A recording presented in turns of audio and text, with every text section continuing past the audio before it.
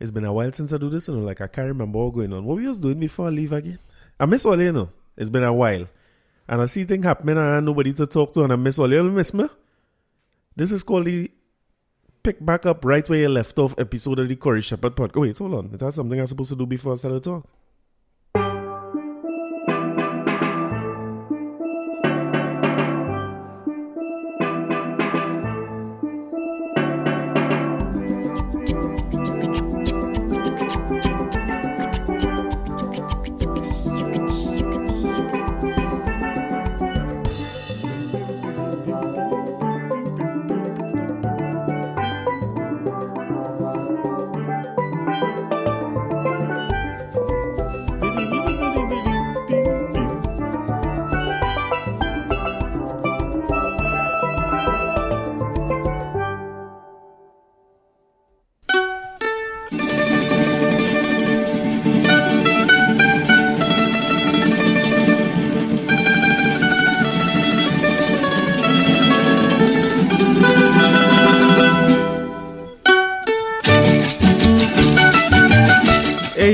Right back into the Christmas and nothing didn't change. Our boy missed a little 2 weeks, so they could work with her. But we're right back into the Christmas spirit and vibe.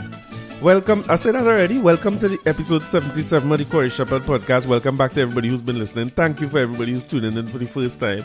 You can find this podcast every Tuesday morning. Don't mind what people tell you. People go tell you we just miss Tuesday and things, but any Tuesday morning you can find this early, bright and early. Don't listen to the naysayers. I am happy to be back. A little short break, sometimes you have to take a little runway. I'm going to talk about the runway too because it's too cold for me. But I'm glad to be back here, right back in the Christmas spirit. And I see I'm Yankee and them celebrating a Christmas, but it is nothing better than a Christmas in Trinidad and Tobago. Well, we still have a Trinidad and Tobago? Or is that Tobago and Trinidad? Maybe I should just say Trinidad. I ain't sure, I ain't sure if they still have a Trinidad and Tobago by the time this coming out, But for now, we celebrated a local Christmas. And I don't know how I tried to do this without talking about this voice. Ansiedad de tenerte en mi brazo, musitando palabras de amor. Yes. Ansiedad de tener tus encantos y en la boca volverte a avisar. Ansiedad de tenerte en mi brazo, musitando palabras de amor.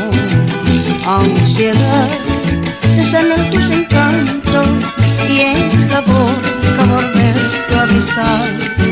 Tal vez te estoy llorando en mi pensamiento. Yes. Lágrimas son piel que caen en el mar y el eco adormecida desde la mente hasta siempre presente en mi soñar. Tal vez estoy llorando al recordarse y tu retrato con frenesí. Y hoy demuele la melodía salvaje y el eco de la pena está sin ti. Listen, all who were supposed to be exercising when they're listening to the episode, I hope all ain't missed too much exercising. All who looking forward to a little drink when they're listening. Listen, this is a drinking episode, Every episode from now till Christmas. For the New Year, as a matter of fact, we're taking a taste during the episode, right? And this is a dancing kind of episode too, So this is if you have nobody to hold, find a broom. We go use these episodes to clean out the place. There's plenty of work we have to do between now and Christmas, All other work done is only housework to do now. And I don't know how I do a whole set of Christmas episode and we can get his voice up on me. Estoy llorando en mi pensamiento y lágrimas son piel que caen en el mar y el eco adormecido desde la mente hasta ser presente en mi soñar. Tal vez te estoy llorando al recordarse y tu retrato con frenesí y el que adormecido la melodía salvaje y el eco de la pena están sin ti. Hey, you have to enjoy this. The queen herself from Separia. How I don't know the disrespect. How next Christmas we go fix that, right? We open with Daisy Voisin herself, La Divina Pastora. I'm separia. Why? I don't know what kind of dance he's doing. You have a waltz in you, where you have a two-step, you have a foxtrot, you have a bolero. I don't even know if bolero is a dance.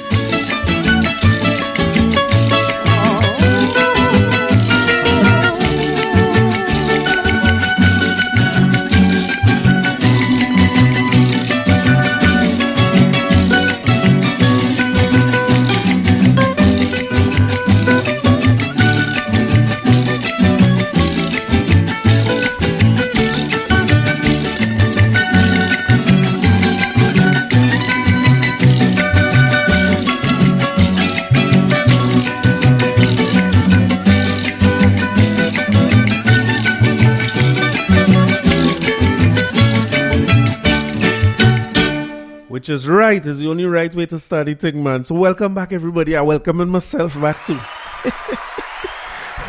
But as I know, I take a little runway, right? Now, let me be open all, yeah? Transparency is key. I was only planning to miss 1 week, right? But you see what happened was everything that could go wrong with flight and scheduling went wrong. I make a little runway by the Cash resident. Salute to the Cash resident. Thank you very much for putting up with me for a week and more. I was going for a short week. I said, well, when I come back, I go drop a podcast early the Tuesday. But when we was flying in, I want to tell everybody, I don't know if all you travel during COVID and all that, but if you're planning to travel, take my stupid advice. You see, if you like to reach just in time for flight and so on, don't do that. You see, if you like to wait till you reach in the airport to now check in and things, don't do that either. The couple days before the flight, try your best to go and fill out all the people form. And when you're traveling to American Airlines, there's something named Verifly. Better you download that so you could upload your vaccine thing, your COVID test, all the different things you have to declare. Better you do them things before you reach the airport. And I underestimate completely what Thanksgiving is in the States. So this is my predicament, right? I gone up, traveling with my little sister, Dana Marie herself, the OG, a young OG. And we do most of what we are supposed to do before the airport. We do the COVID test and everything. I'm good to go. I have a little class going on. I line up the class. I do as much as I could do in the weekend before. I say, right, Sunday midday, I am in the clear. I'm gone. So I say if I get up early Sunday morning, start my class, and put them in place. By midday, I pack and thing already. Yeah? All I had to do is jump in my car and head out. Here what happened to me now. Stacy and Zachary in home and me alone home doing the class. When I come outside, my whole place flood out. Again, all my woes, right? We have plenty of issues to get to, but here my woes and thing first, right? There's all my excuses why we had no podcast, right? So the place flood out. Minutes before I had to be heading to the airport, I done just in time. At 2 hours I was going to reach. I had to sweep out and mop out my whole place.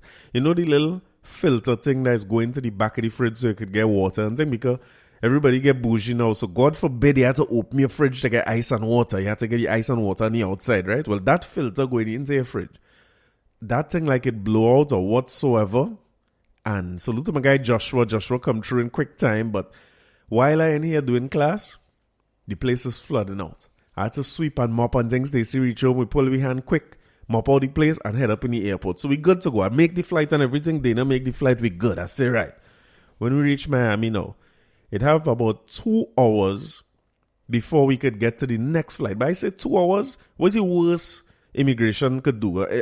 Immigration in American Airlines in Miami is the worst thing you could ever go through. But I say maybe an hour and a half. But I should be running straight through to start boarding the next flight. It's about 1,000 people in the immigration line. If you know that line in Miami Airport, it's running all the way down the full length of the room, going about 8-9 times. We stand up in that line. I say, well, they know here what's going on. We're going to talk to the stewards and them. I don't know if that's what it's called them, but them women and them, we're going to tell them we have a connecting flight, Bob. They will push me through. I've done this 1,000,000 times. Once they hear connecting flight, them is put you through in a short line and you go your way.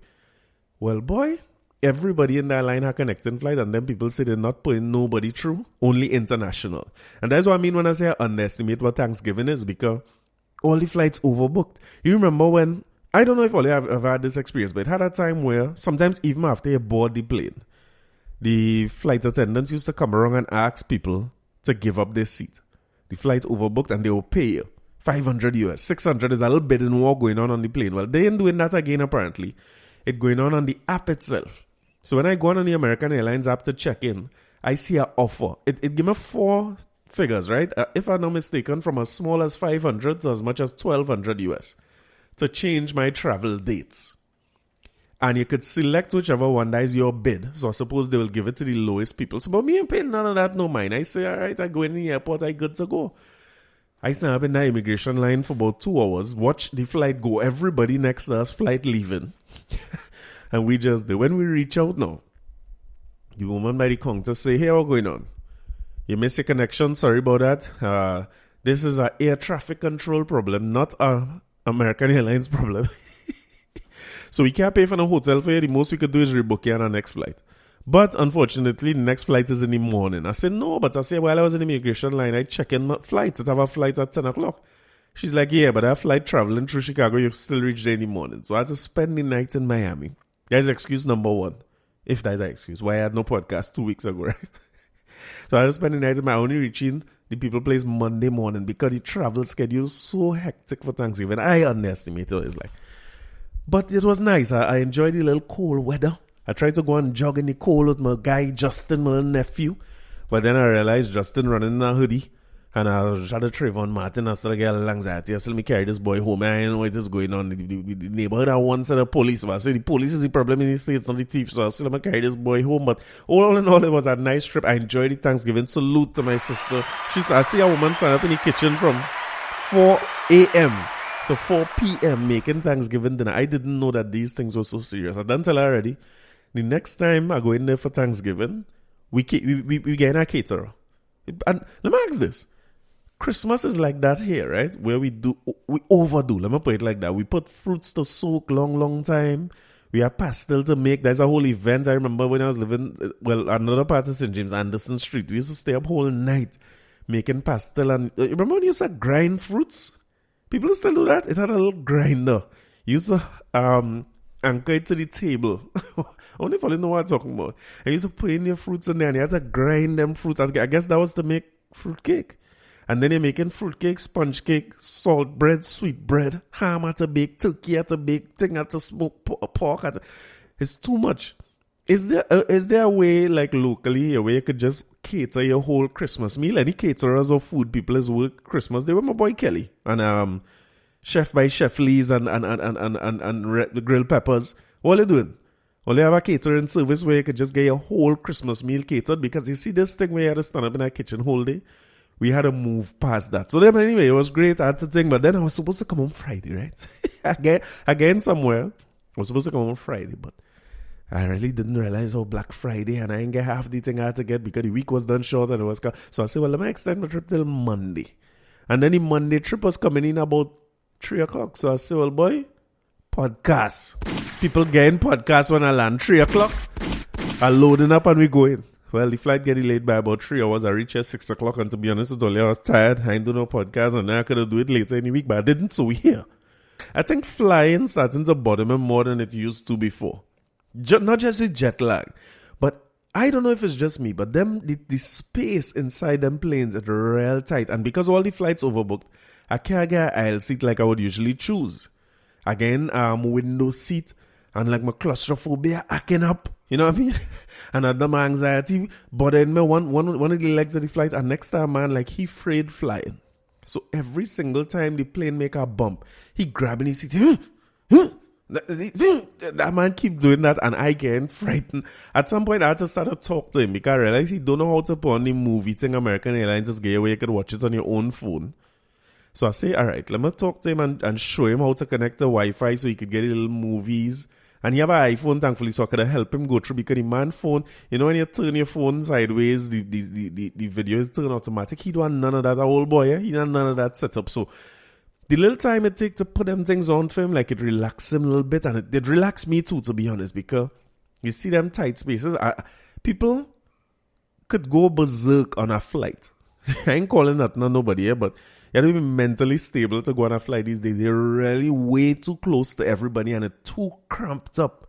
You're too penned in. Your legs can't stretch out. The man, a man with a big elbow is a problem, because like he taking up the whole handrest now. I don't like it at all. And boy, listen, when I went through this thing and studying me and my own flying anxiety, I used to come here and read the article. Now, I want to read this thing because I don't want nobody to say I'm making up nothing. And I know all you see this before, right?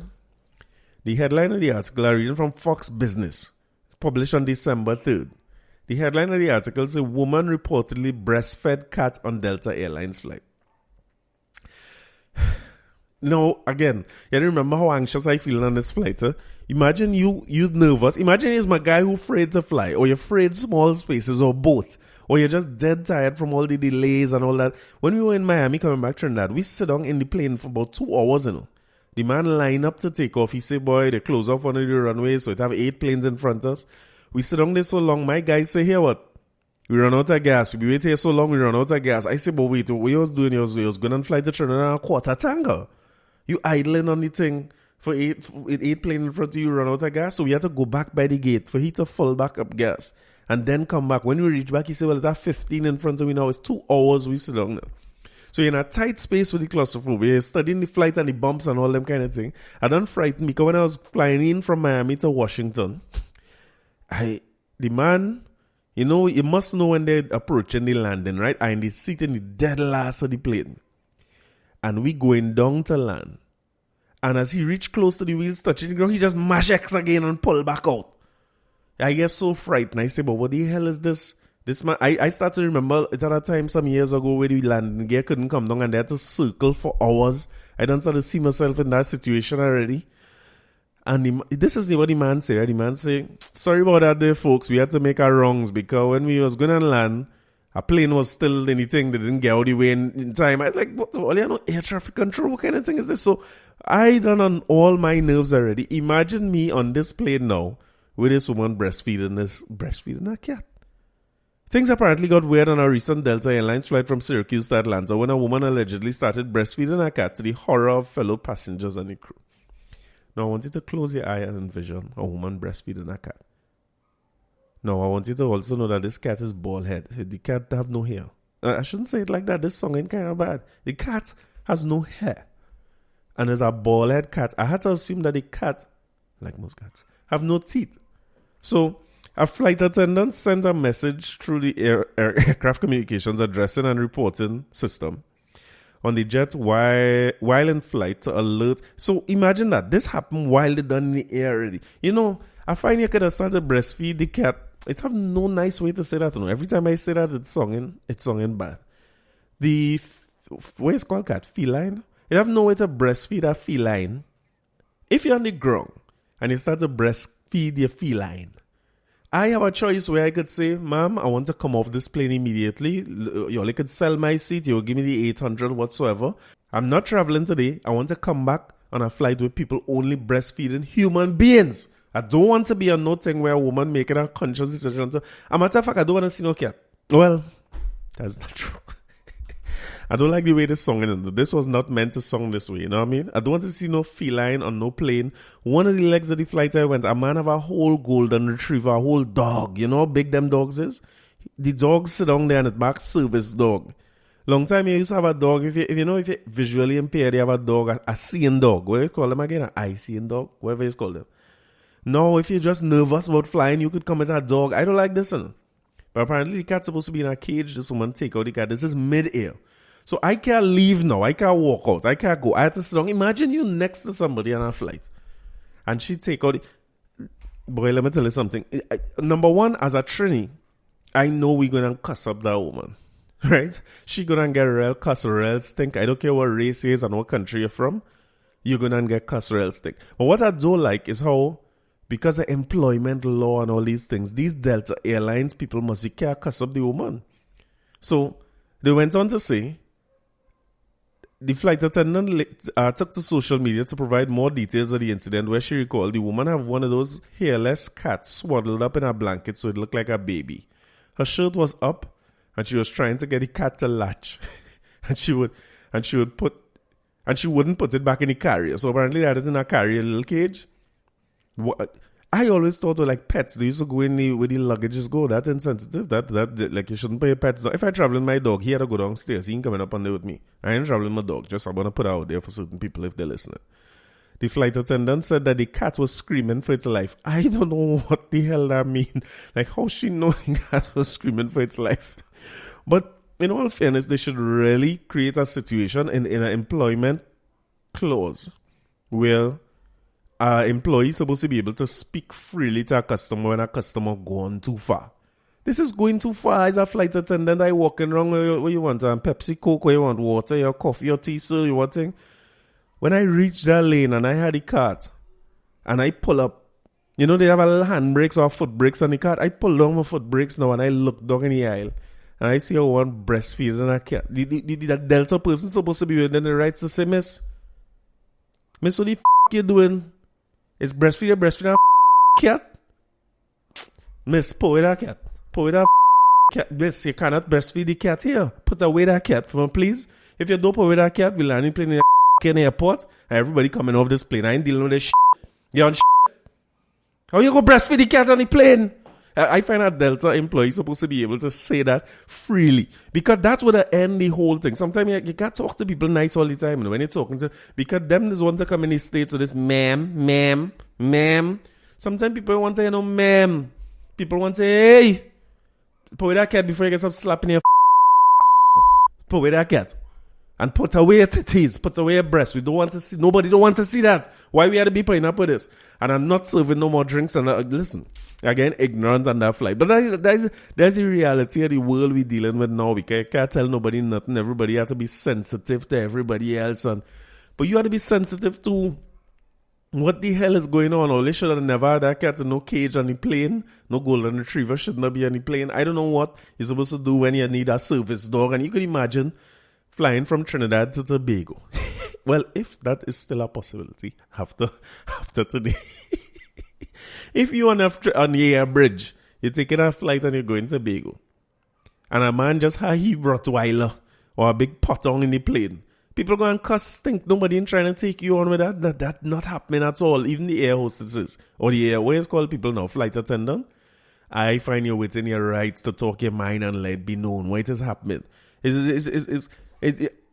With all the sensitivity that going on, you had to be able to tell people when they're mad. It's madness. It's mental health and thing. Lady, you're mad? Come off the plane with your mad self. We don't want to hear you. You're frightening people. Nobody don't want to see that.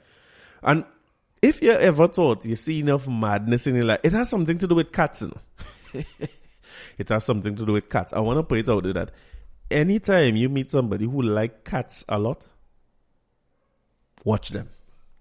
Keep an eye on somebody who is a self-professed cat lover, because like I was saying in the last episode, how much ever years ago that was, we started this pandemic with a series called Tiger King. And we're going right back into Tiger King. Well, I want to say when we end this pandemic, but like it's no end. But they come out with Tiger King Part 2, right? And when I first watched the first episode, I started dropping asleep because I said, but Joe Exotica or Joe Exotic or whatever his name is, he in jail. Like how good this series could really be.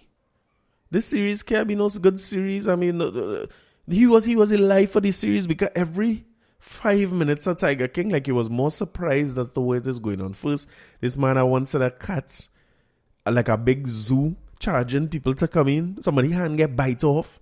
Then he gay. Somebody put sardine on his shoe for the cats to try to kill him. It was just getting weirder and weirder by the minute. So when I first see no Joe Exotic anything, I said, nah, man. They must be just stretching out a series. But I want to tell you, if you didn't see this before, if you see this, you understand exactly where I'm going. But if you didn't see it yet, watch it. Don't care how boring you find it might be or how it looking without Joe Exotic, watch it. Because it's the weirdest group. Every single person in the show is, extremely weird. Like you're just watching the whole show in shock. You remember there was a guy who take away a zoo from Jeff Lowe, is the man name? Like he crazy.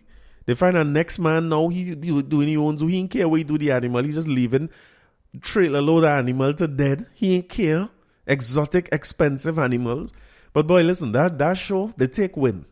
I've never seen such a high amount of weirdness in one series since the first Tiger King. And they, in a lot of ways, they come and they beat back that first Tiger King. So salute to them for making that show. And Well, I'm not sure exactly what happened to the salute to the people who hold it together, the staff and the plane. I'm not sure what happened to this woman when she landed, this woman on this Delta flight. But it say, according to the airline website, it fully supports a woman's right to breastfeed on board Delta and Delta connection aircraft and in Delta facilities. Delta allows passengers to bring small cats, dogs, and birds onto the cabin for an extra fee, and the pets must be kept inside a carrier that fits under. Well, American don't have that policy because I'm telling you, the dog I see was in the aisle. He was in the foot space. You know, when you're in the first row in economy, you have a little extra room there. That way the dog lie down for the flight. I was so glad I was far from that dog. Because if that dog sat back, I don't know if I would have survived that flight. But I don't know why it's Delta policy on breastfeeding animals. But they say Delta's lactation policy does not address animals, but it is unlikely to apply. Now, let me go back to our old story, right? Our old story, because I have plenty old story here stuck up for the last 2 weeks. I delete half of them, I'll tell you now. But this one very relevant because 20 days ago, there was an article in The Guardian. The headline was Epidemiologist predicts 1,000 COVID-19 cases per day by month end, right? This is by Richard Khan. COVID-19 cases continue to climb in TNT, and the Ministry of Health is projecting that it could near 1,000 cases per day by month end if the spread continues at its current rate. The warning came from the Ministry of Health's Epidemiology Division's Technical Director Avery Hines at Monday's press conference. He said, looking at the end of this month, if we continue at the rate we're going for the first couple of weeks in November, the possibility again to 1,000 cases a day is quite real. During this epidemiological update, I hope I said that word right, he noted that cases over the past 2 weeks increased by 60%.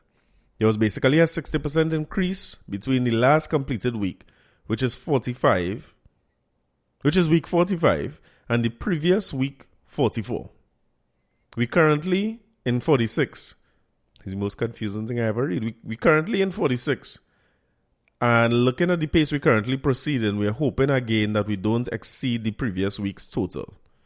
Already for this week, 748 cases. That was back then, right? He went on to say we don't want to encourage the population to put their own brakes on. He said we do want to encourage the population to put their own brakes on. This is by A, getting vaccinated, B, reducing unnecessary movement, and C, adhering to the public health guidelines. Well, 20 days ago, when you look at it, demand is spot on for what happened now. We in the first week in December, and we are already at 1,000 cases a day. Like when you look at it now, you're seeing 800, 1,000 something. We there, so we had to remind ourselves that hey, it's important for us to the W's, right? Wash our hand, wear a mask, watch your distance. I mean, I know I like to joke about it and think plenty, right? But this is a scary time. Like all of us now, you know, it's almost just. So put it like this, it's almost the first time that Trinidad are really facing the brunt of the reality of what COVID is. Because now we have a partner who have it, a neighbor who have it, friends. There's no avoiding it now. When you're starting to see 1,000 cases a day, just keep in mind that means in a month you have 30,000 cases. It's almost impossible not to get some level of exposure. And I was worried about, with the flight in mind, I worried about it too. Because, well, extra worried about it, not just for my own health, but after I done pay and book this flight and all that, I hoping I have a negative test. And I also hoping that the test ain't no false negative because next time I go on by my sister and them have COVID now, you know, it's a scary time. And we heading dead into the Christmas season where it's a time where I would take more chances and hug up more people than usual, go and play music and all them things. But I mean, I always talk about it here. One of the stark reminders is that 2 members of my parents' side so far passed away from this dreaded virus. And the parent there was I playing music with his old boys. One next one are COVID now. Our next bassman we have. Salute to my guy. Well, I shouldn't call his name, but salute to my guy. Bassman. And I mean, I'm praying that he have a speedy and healthy recovery. It'll be great to see him come Christmas and play some music if we could do that at the time. But we had to be mindful of it. And this is always my thing about personal responsibility, right? When you tell people about personal responsibility, it's not always something that people like to hear. But I think it always comes down to how people behave on an individual basis. Now, I don't say that to say that they mustn't have laws and things in place because people will not be responsible if left up to their own devices. But the way I look at it is this. Laws and rules and restrictions and regulations should be put in place so that there are preemptive consequences when people are not personally responsible. Let me explain what I mean, right? Think of a little child. Not that we are children, although the rollers like to talk to a little rough and thing like we're little children. You know what I mean? She talk to children, so. But I always give an example in the classes I do. Like the best way for a little toddler to find out that they shouldn't put their finger in a socket is to let them put their finger in the socket, an electrical socket, right? The best way to let them know not to do that is to let them go ahead and put their finger in the socket. Because there's either one, you get a piece of shock, and from that moment on, in your whole life, you will know what a socket is and not to put your finger in there. Or kaput, you're gone, you get electrocuted, you're out of this life, and then problem solved. You'll never put your finger in a socket again anyway. But we can't do that, right? As parents and as guardians or whatever, and as protectors, we can't do that, right? You can't leave the child to do that. So what we do is put some preemptive restrictions, regulations, and so on, or consequences in place, so that if I see you going and put your finger, a girl, one of them little slaps on your hand, so you feel the pain of that, and the pain of that remind you that don't put your finger in that socket, because you cannot watch a toddler every minute of every day and prevent them from doing things. What you have to do is teach them and accept that they're not going to be very responsible on their own. So where you can, you intervene with some kind of preemptive consequences. I hope that makes sense. So I find it's the same thing with governing people. Like if you leave people up to themselves, like me, you leave me up to my own devices. I good and one until I kind of personally responsible until the colors start to come in, like black and white and Johnny Walker, blue, and anything with colors. I just start to get confused fast, and all the protocol is go out the window for me. So I start to play music. I want to wear no mask again. I up in people's face. I want to, when we done parang there, I want to go by a next house and a next house, and that's just human nature. But again, if you put some kind of consequence in places, like wear your seatbelt, you wouldn't dead if you crash. But we don't like to wear the seatbelt because the seatbelt hold me down, it rumpling my shirt. I don't like. People literally used to make the argument. I don't know if people still say this now, right? But when seatbelt laws were being implemented, people used to argue that I don't wear a seatbelt because if I crash and I get pinned down in the car, the seatbelt go hold me down and I can't come out and I will never be able to escape. So I'm not wearing no seatbelt so that if I crash and the car crumble, I could come. That was a legit argument people used to make. I'm not making this up, and I hope somebody else remember this and could back this up for me. That's what people used to say. And this situation now with COVID reminding you the same thing, because people outright telling you the vaccine is poison, they don't want to part it. I see something today saying, what you're going to do? You're going to take your booster, you're going to admit that you get lied to. Listen, I don't know. I don't have the answers for any of these things. And as I always say, I prefer to be vaccinated. They say your body, your choice. That is my choice. That is my family choice too. We rather be vaccinated. And think I feel very secure traveling. They say traveling soon too. I feel better with her having some kind of protection rather than having none at all. Is it that I trust in people who lie to me, and I trust in the science, as people would say, and I trust it even more when I look back at articles like this where a man was saying 20 days ago, well, more than 20 days ago, that is early in November, he's saying, hey, this thing going to hit 1,000. And these fellas easily predicting that. We're not going to be able to predict that just like that. So I think it's okay to admit that people know more than we know. And I don't know where this thing gone that we don't trust professionals. I trust my mechanic. And I go everything, and that man said the ball joint socket bearing grease thing and it knocking or whatever he say. I say, boy, fix that. Salute my guy Shannon in South. I say, hold up, organize that for me. When he say the tap head vibrator and the thing with the carburetor and the fuel injector and all these things with the muffler and it blowing out smoke and whatever he say, I go in with that. And if he tell me it's 5,000 to fix it, I want a second opinion. But anytime he say there's a 300, I say, boy, fix that. Yes, I ain't going through that. The tension, nothing. I don't know. I don't know nothing. And I'm comfortable not knowing nothing and paying and trusting professionals to do it. So when I see the doc come out, I wasn't here. Was I here? I don't think I was here.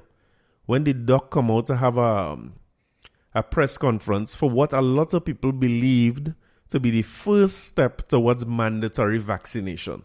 Now, I can't take the whole thing. I can't take that whole sort of long talk and that talking down to you and the history lesson about this and that.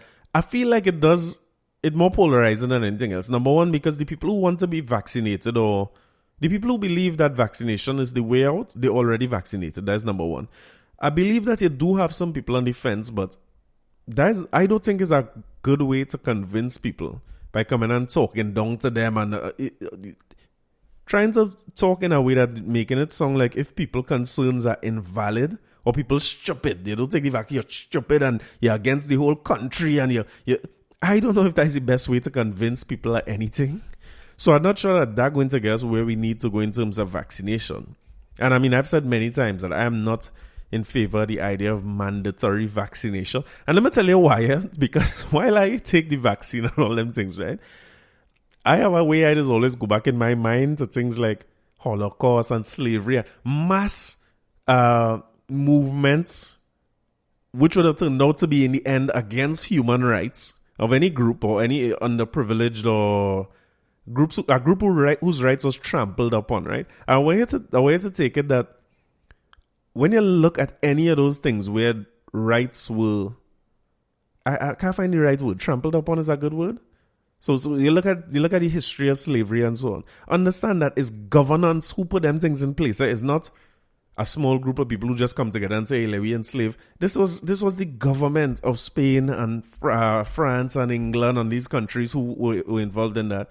And they had the blessings of the equivalent to the prime minister or whatever, whoever running those countries.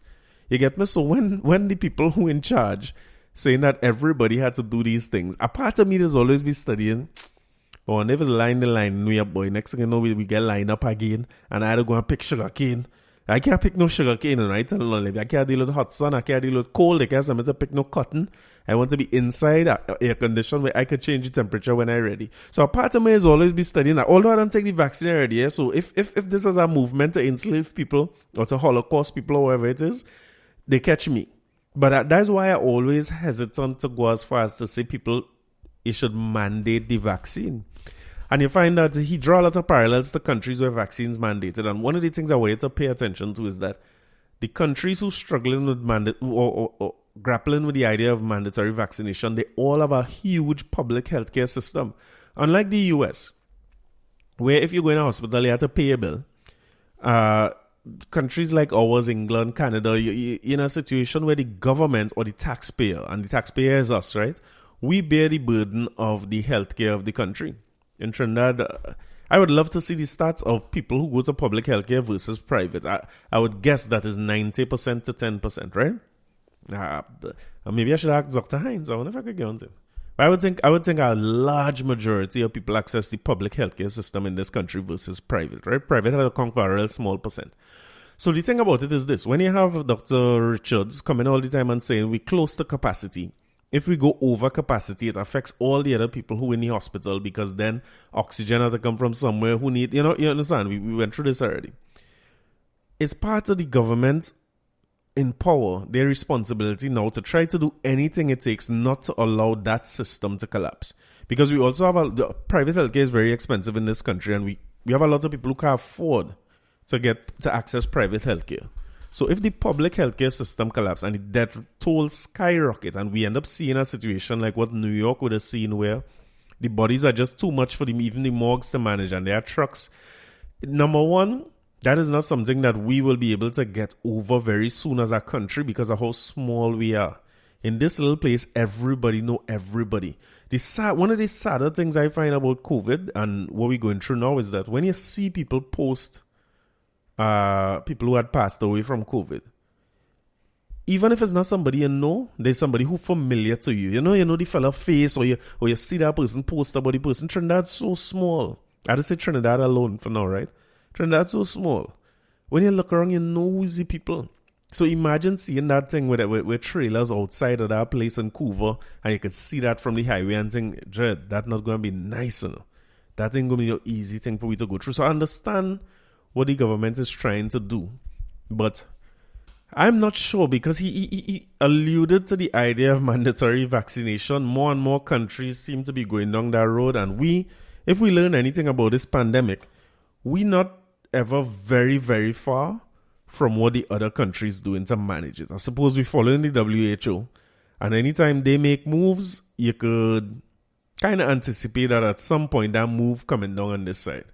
So I'm not sure how the listeners here feel about mandatory vaccinations. I'm not even sure if people vaccinated. I had to find a way to hear more from people who listen to this podcast. You know? Guys, only hear from Oli when I take a 2-week break and so on. Oli say something that I don't like. But I would love to know. I wonder if I could do like a poll on Instagram or something. I would love to know the people who listen to this podcast. If people, number one, if you're vaccinated and you're cool with that. Or if you're anti-vax and you don't want to take no vaccination and why. And also, like, what's your stance? What's your take on mandatory vaccination? Because I could understand where people who anti-vax would be against mandatory vaccination. But I would love to hear from vaccinated people as to how they feel about mandatory vaccination. But we saw in the savannah, and listen, naive chirped me. I don't know if it's because I was still lightheaded from the flight or I now come back in the country and I was feeling the joy of being in Trinidad. Because I see a little bit of what a white Christmas is like over there. I mean, I'd spent a couple white Christmas already, but that's as a child. But the day after Thanksgiving, I went in Home Depot. And it was in full Christmas mode. A woman was in a Christmas outfit with a Christmas hat and singing and dancing and them kind of thing in full Christmas music playing, blasting on a speaker by her. It plays cool like hell, but she having a good time. And listen, when I hear Christmas carols and jingle bells and all them things, I try to say, boy, I nothing on Daisy Voisin and Lara Brothers and Scrunta and Baron and them things. But anyway, when I see what is happening in the savannah, I don't know if it's the naivety of reaching back here and the love for country and all that get the best of me. But I hear them announce that you need a third dose. And I know my second dose, my 2 doses I get in the savannah, right? So this is what I'm thinking. When I see the pictures on social media with how much people was in the savannah, you know what was my first thought? I say, wait, this is real good. Look how much people going and get vaccinated. Like, people can't wait. Like, they have a rush for the third dose. I feel so good. I say, nice. People will be behind the you know what I mean? Not realize it. There's a whole protest going on against vaccines. And I mean, I had to plead with people myself. Even if you're against vaccines and things, why would a large protest be the way to voice your displeasure about that? Come on. Look at the point we reach at. We almost see whether it's protests, is the beaches open in Easter time, whatever the thing is, where we see mass gatherings, we see 2 weeks later, numbers skyrocket. So it's like, why would we put ourselves in a position to get the numbers up? Even if you don't want the vaccine, you don't want to try to avoid getting COVID, you don't want to see if you could avoid that thing and safeguard yourself and your family and these things is the strangest thing. And now, of course, nothing beats a common enemy, you know. Because people come together and the men outright say, we are the Avengers and only make a mistake. This is a few activists who get locked up for it. And one activist in particular, I wonder if I could find the clip, boy. Like, he couldn't help himself to talk about the UNC. He tried his best to say, listen, this is in the best interest of the country and I fighting not just for myself but for everybody else. But he had a UNC and Kamala Prasad Bisesa a few times in there. Those things lead me to the belief that the opposition will do whatever it takes to make the government look bad, as with all oppositions. And some of these protests coming from somewhere. You know what I mean?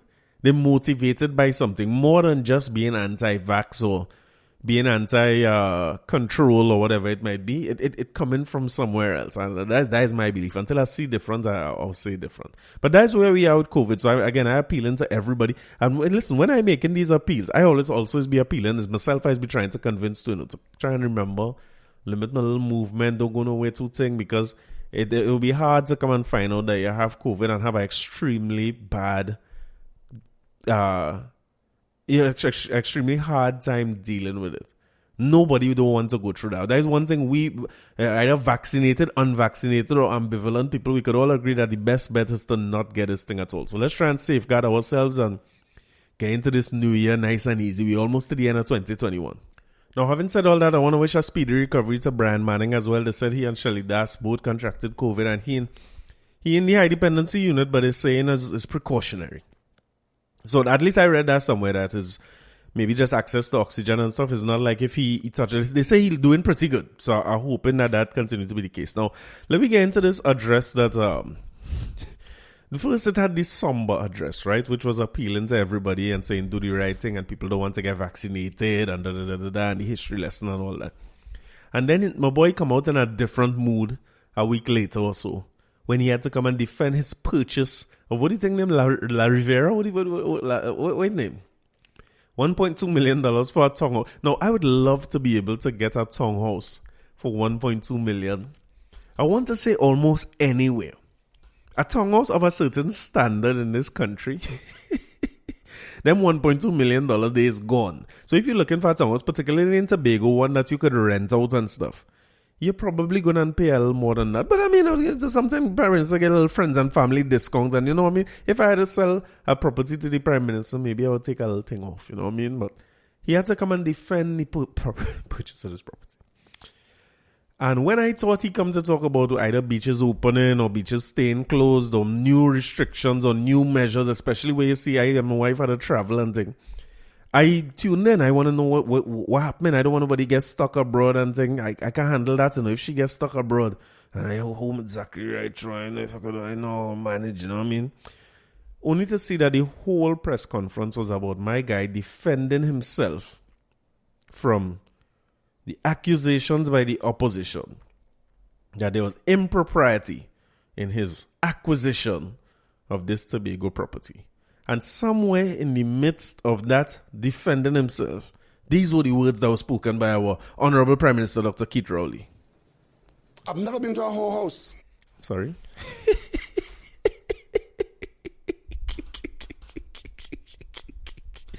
But let me play the whole thing because I don't want anybody to say the thing. But how much of us can say this? But the boy, I don't know why. Anybody is right, the Prime Minister's speeches and things like people is right for you and say, all right, or just get talking points on those things. Did somebody write down on a piece of paper for Dr. Rowley to say, I've never been to a whole house? Why? Number one, why are you so angry all the time? Number two, like, why? I guess the point he was making was that he don't bad spend. He's a professional. His wife is a professional. He said that before he make this statement and so on. So they have enough money to buy a townhouse for 1.2. I want to put it this way as well, right? If you have a prime minister of a country that can't afford to buy a townhouse for 1.2, then we have a little bit of an issue. You know what I mean? I don't think we have the right person in charge. You only remember Patrick Manning used to live in a townhouse. That always used to bother me, you know. I remember going to look for a place in Sumad Gardens. At the time I'm now looking for a house to buy, and I decided I'm buying in South. I'm moving South. I'm St. James boy, but I'm working in South and thing. I'm looking for places in South. And they carry me in a townhouse complex in Sumad Gardens, right? Quick story. And I get to find out that this is where Patrick Manning and Hazel Manning was living. Like, this is the main house. Now, I was uncomfortable with that. Especially if you know my feeling about politicians. I like to bad talk them and stuff, but I understand that they have a very demanding job that is in the public light and so on. And I find that they deserve to be paid much better than they paid and, compensated for the type of commitment that they make into the country for a 5-year period. And anything that happens to them destabilizes so much. They're grossly underpaid, if you ask me.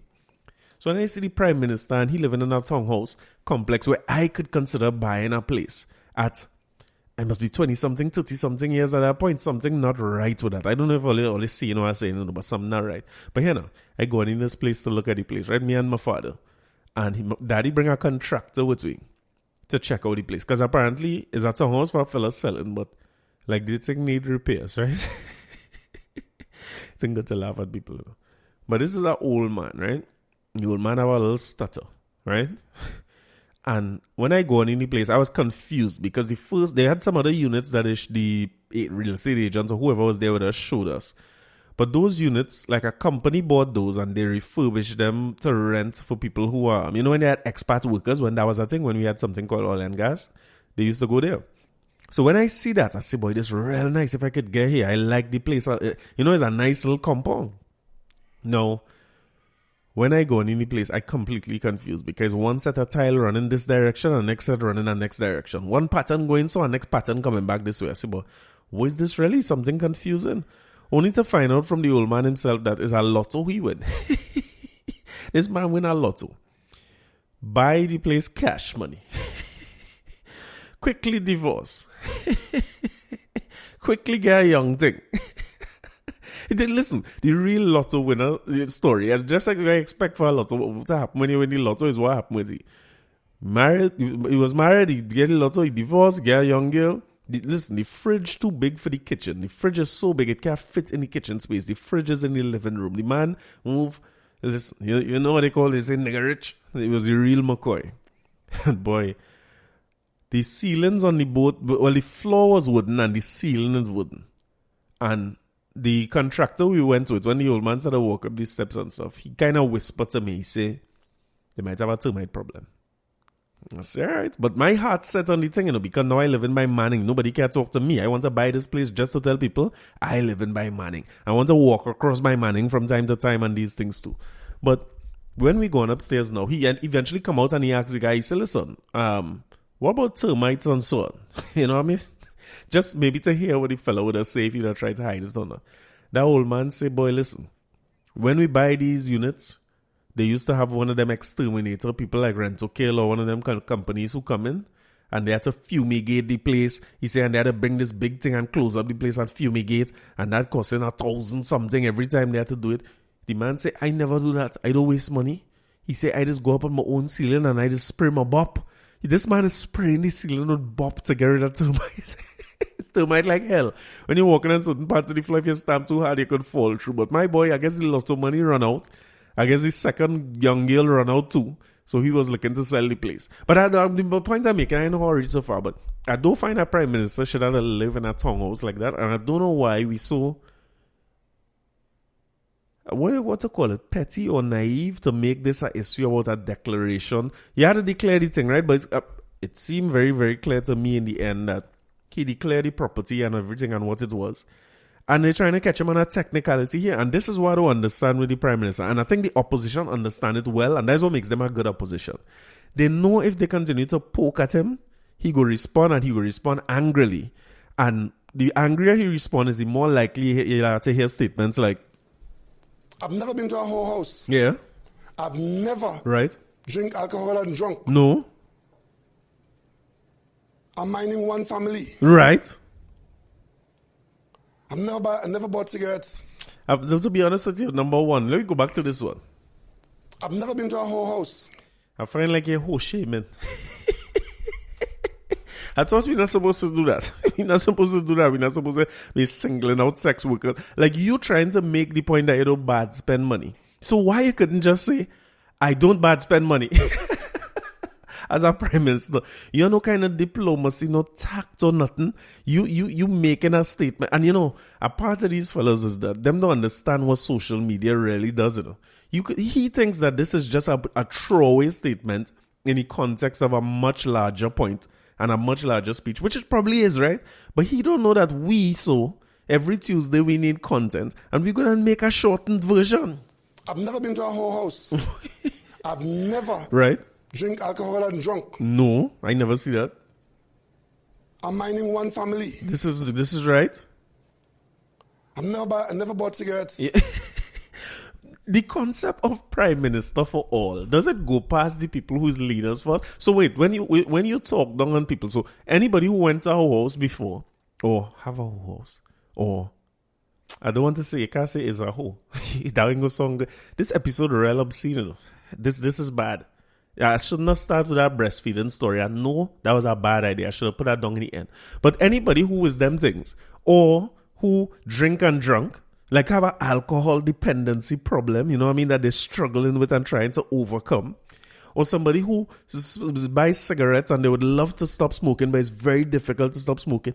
These might still be very upstanding people in society who vote for you.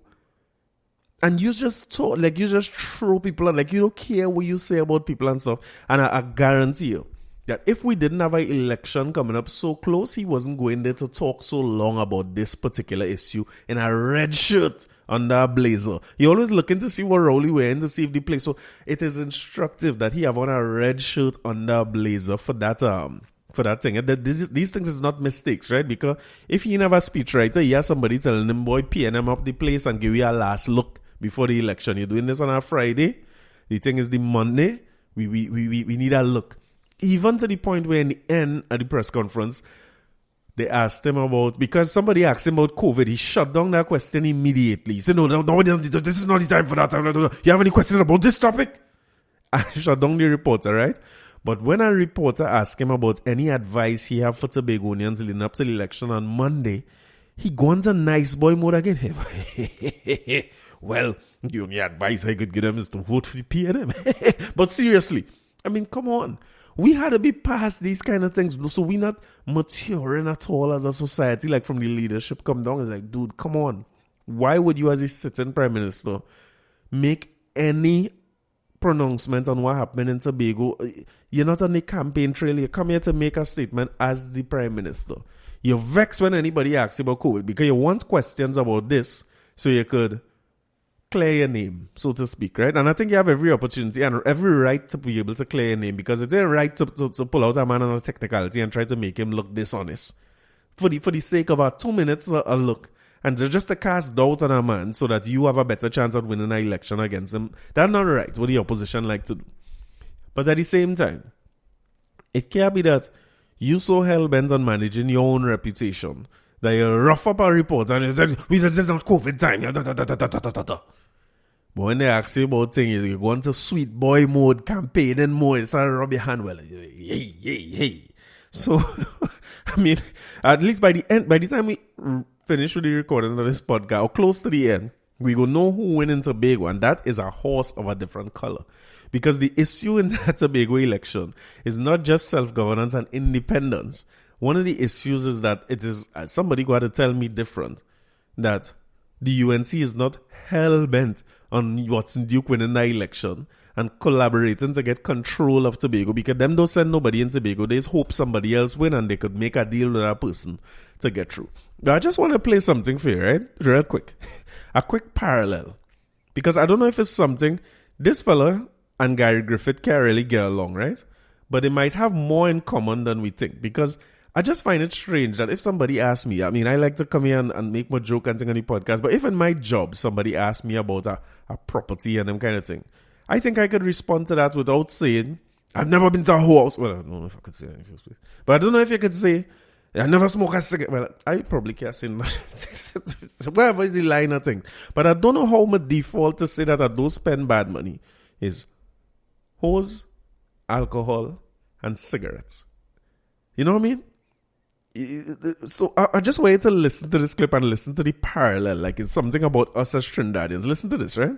Not one firearm issued by myself in those 3 years have been used, have been lost, have been stolen, have been used to commit a crime, have not one has been used to commit a murder. But Ola decides to do a policy. Question, Mr. Gray. Illegal firearms will not people. Have you ever accepted a bribe for firearm? Now, remember that they have this investigation going on. Now I find the reporter kind of... You know, when you ask people questions like this, it's almost a suggestive thing. Like, I always remember they talk about little lawyers. The lawyers talk about this where you tell somebody, when last you beat your wife? You ask a man a question like that, you put him in a spot because it makes the assumption that, you know, something there going on. You didn't ask him if he's beating you. You ask him when last. So you're planting a seed. And this question seemed to be going down the road. Like, you're asking the man a direct question about, have you ever taken a bribe? No, it's not a roundabout question like, when last you beat your wife? It's just that if you have a man on a show, I don't see myself asking anybody that directly like that. I mean, you're under investigation. What can you say? If you have somebody investigating you for something, there's nothing you could say. You're not putting me in a position where I could exonerate because I can't come out and say, no, that is absolutely untrue. I don't know how that affects the case that being investigated now. But I want you to listen to Gary Griffith's response, right? Have you ever been involved in smoking weed and taking cocaine? Mr. Griffith? No, I want to ask you. Wait, sorry. Yeah. I asked, No. Have you been sniffing cocaine when you were small? No, I have not. Ria, have you been involved in prostitution? No, I have not. And you know the point I'm getting at. You are fast and out of place. What gives you the right and what was the reason to ask me such a question? Now, why is it that when we had to clear ourselves, because I understand she put Gary in a spot, you ask me direct if I taken bribe, you bring me on your show to interview me, then you ask me a question like if I taken bribe. What kind of question is that? You know what I mean? You even if nobody was thinking about that before, you put it on me like I in defense mode now. But why is it that Gary Griffith and the Prime Minister, first line of defense, is smoking and prostitution? Is this all they fall out over? This is why I lost confidence in Gary.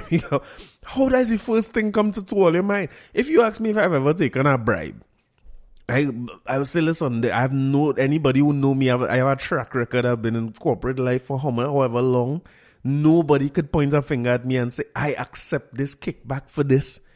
I take bribe to get contract. I never know. It have nobody anywhere in the world that could come and say no, that Corey take money from them directly for any. No. When we had to suffer, we just suffer, yes? When contract run dry, this contract is run dry and we lick we wounds and we try to see if we could get no contract. Not me. I can't sleep when the night come for me to know somebody give me money. Not me. And then they pointing me out now. Every time I see you and your friend give me queer, they say, look, I got 10,000. You know what I'm saying at time? A man tell me at time, if I could do his thesis for him, he would give me I say, me, Papa? Not me. I frightened. Even when he asked the question, I was frightened. Me know how to say no when them time come. No. And I could do it 10 grand, yes. But I ain't able to that. But I don't ever feel like if somebody accuse me of something, my response state, the first thing I go say is, I don't go by hose. I don't go by no hose. I find that song very, very fishy. It's song, and I'm going back to Little Children again. That's how Little Children is sell out themselves, They say, exactly what you doing? You say, I wasn't thieving out no chocolate, daddy. So, listen, I want to play a song that have nothing to do with these things, right?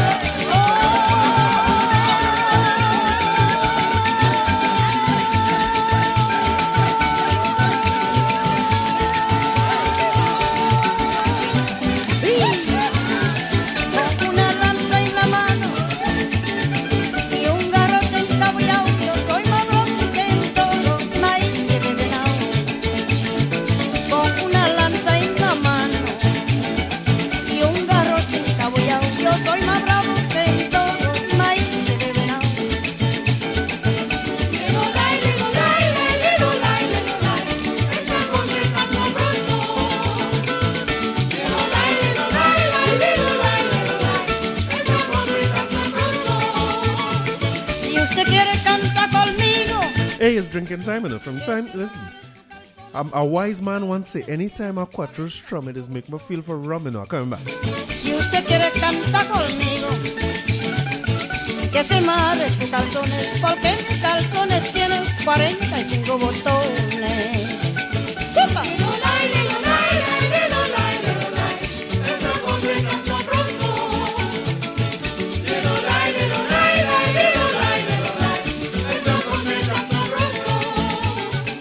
El maestro que me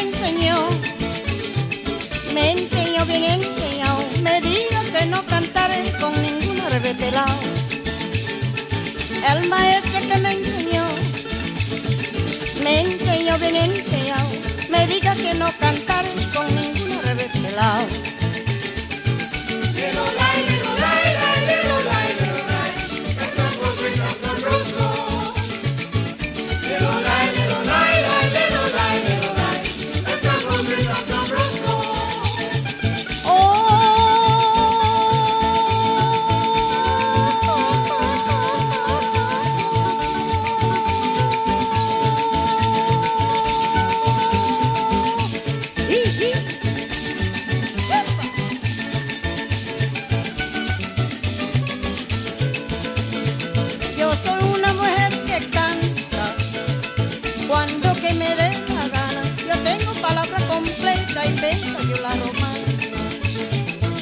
Soy una mujer que canta cuando que me dé la gana.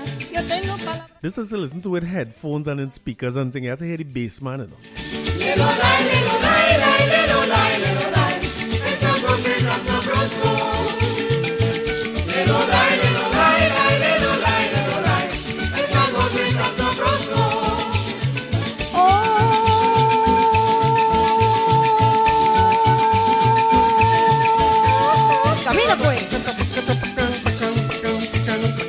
Come back, me mama. Sing. Que no huera, and una muchacha le me voy de medio lado. Come back, me mama. Que no huera. Hey, first drink for the year. If you ain't taking one, what we really doing? The year whining down, how much what can you do? Little lie, little lie, lie, little lie, little lie. It's a complete amoroso. Little lie, little lie, lie, little lie, little lie. It's a complete amoroso. El maestro que me enseñó bien enseñado. Me diga que no cantaré con ningún arrepelado. El maestro que me enseñó bien enseñado. Me diga que no cantaré con ningún arrepelado. Little lie, little lie, lie, little lie, little lie. It's a complete amoroso. Little lie, little lie, lie, little lie, little lie. It's a complete amoroso. A little lie had nothing to do with what we say about Gary Griffith and the boss, eh? Y bebe charoriza para cuando se me ofrezca saber si viaba. Yo charring charoriza. Y bebe charoriza para cuando se me ofrezca saber si viaba. Little lie, little lie, lie, little lie, little lie. It's a complete amoroso. Little lie, little lie, lie, little lie, little lie. It's a complete amoroso. A mí me llaman Voisin. En toda parte y lugar, donde quiera que yo pase, agua y la tierra temblar. A mí me llaman Voisin. En toda parte y lugar, donde quiera que yo pase, agua y la tierra temblar. Little lie, little lie, lie, little lie, little lie. It's a complete amoroso. Little lie, little lie, lie, little lie, little lie. It's a complete amoroso. For Christmas is not an excuse for when I drinking me booze. But anytime I quattro strum, it just make me feel for rum. Hey, listen, I was supposed to deal with all these serious topics first, right? So that I could just drink and play. But then I clicked the thing and I realized I forget one of these serious things I'm supposed to deal with. So let me just pretend that little drink and that little parang never happened. And we'll fall back into it, right? Because we have a serious thing to talk about. Prison officers. That is an issue, right? I was just telling my brother-in-law while I was in the States, coincidentally, right? Because I was driving in by them. And all these police cars park up by the people's house. And I talking about no matter what time and night we come home, you see in police cars park up. And then they were explaining to me that once you issue a police vehicle, one man is a sheriff, who is the feds, all different type of people, the cars stay home by you. So once you're leaving home, you're in a police car. And I was telling them, boy, I don't think that's the way it is in Trinidad. Like, you can't park up your police car home. Is that a thing? I might be wrong about that, but I don't think you could park up your police car home or nothing like that, right? And I remember on top of that there was an issue at one point in time with, I can't remember if police were also involved or had to do the same thing, but I know for sure that prison officers had this issue where they might have been issued firearms for when they're on duty, but they couldn't take the firearm home. So my brother-in-law told me that, listen, when you're police in the States, all the tools required for your job, the car is yours, you drive that home and everything. So it would mean that your gun and everything home, so your taser. Whereas we have a situation where, and I really can't remember if police were on that list too, but I know for sure that prison officers will complain about that. You had to come on the job to get issued your weapon. And I remember just last week or week before, I was reading a story. I can't remember where I saw this, a black female prison officer. In the States this is, right? She was saying that somebody was trying to follow her to offer her a bribe. What was that story I was looking at? But I can't remember now. I don't know what I saw, if it was a documentary or something I was watching. But she said that the people who in the prison had somebody follow her. So she said when she realized the person was following her, she keep her weapon in her lap just in case anything go down. She was going to start shooting. And she said when they pull up by a light, the person kind of pull up close to her and tell her kind of like wind down her window. And they were trying to get her to do something for the inmate or take care of the inmate or something like that. And she and all was saying, I don't know why you would approach me like that. You know, you're trying to set me up. I feel like people following me and stuff. And she went back to the prison to make the report about it and all that, right? Now, draw the parallel to what happened here. Are we still in a situation where a prison officer had to check his gun out and then come home? Now, what I want to say is, let me just read the article first, right? This is from CNC3 by Radhika Sukraj, it looked like. Police Commissioner Dennis Pulchan says he will leave no stone unturned in the quest to find those responsible for the murders of officers Trevor Serrett and Nigel Jones. Rest in peace to the families of these two prison officers who were gunned down in what is believed to be hits from behind prison walls. Already, various arms of law enforcement mobilized by National Security Minister Fitzgerald Hines have started working together to protect the remaining officers, also marked for death. So that statement means that they understand, or at least at as high as the level of Minister of National Security, they have a list of people who marked for death, as they say. He said high-risk prisoners who were controlling the contraband trade were placed in a heavily guarded Wayne Jackson building, also known as Building 13.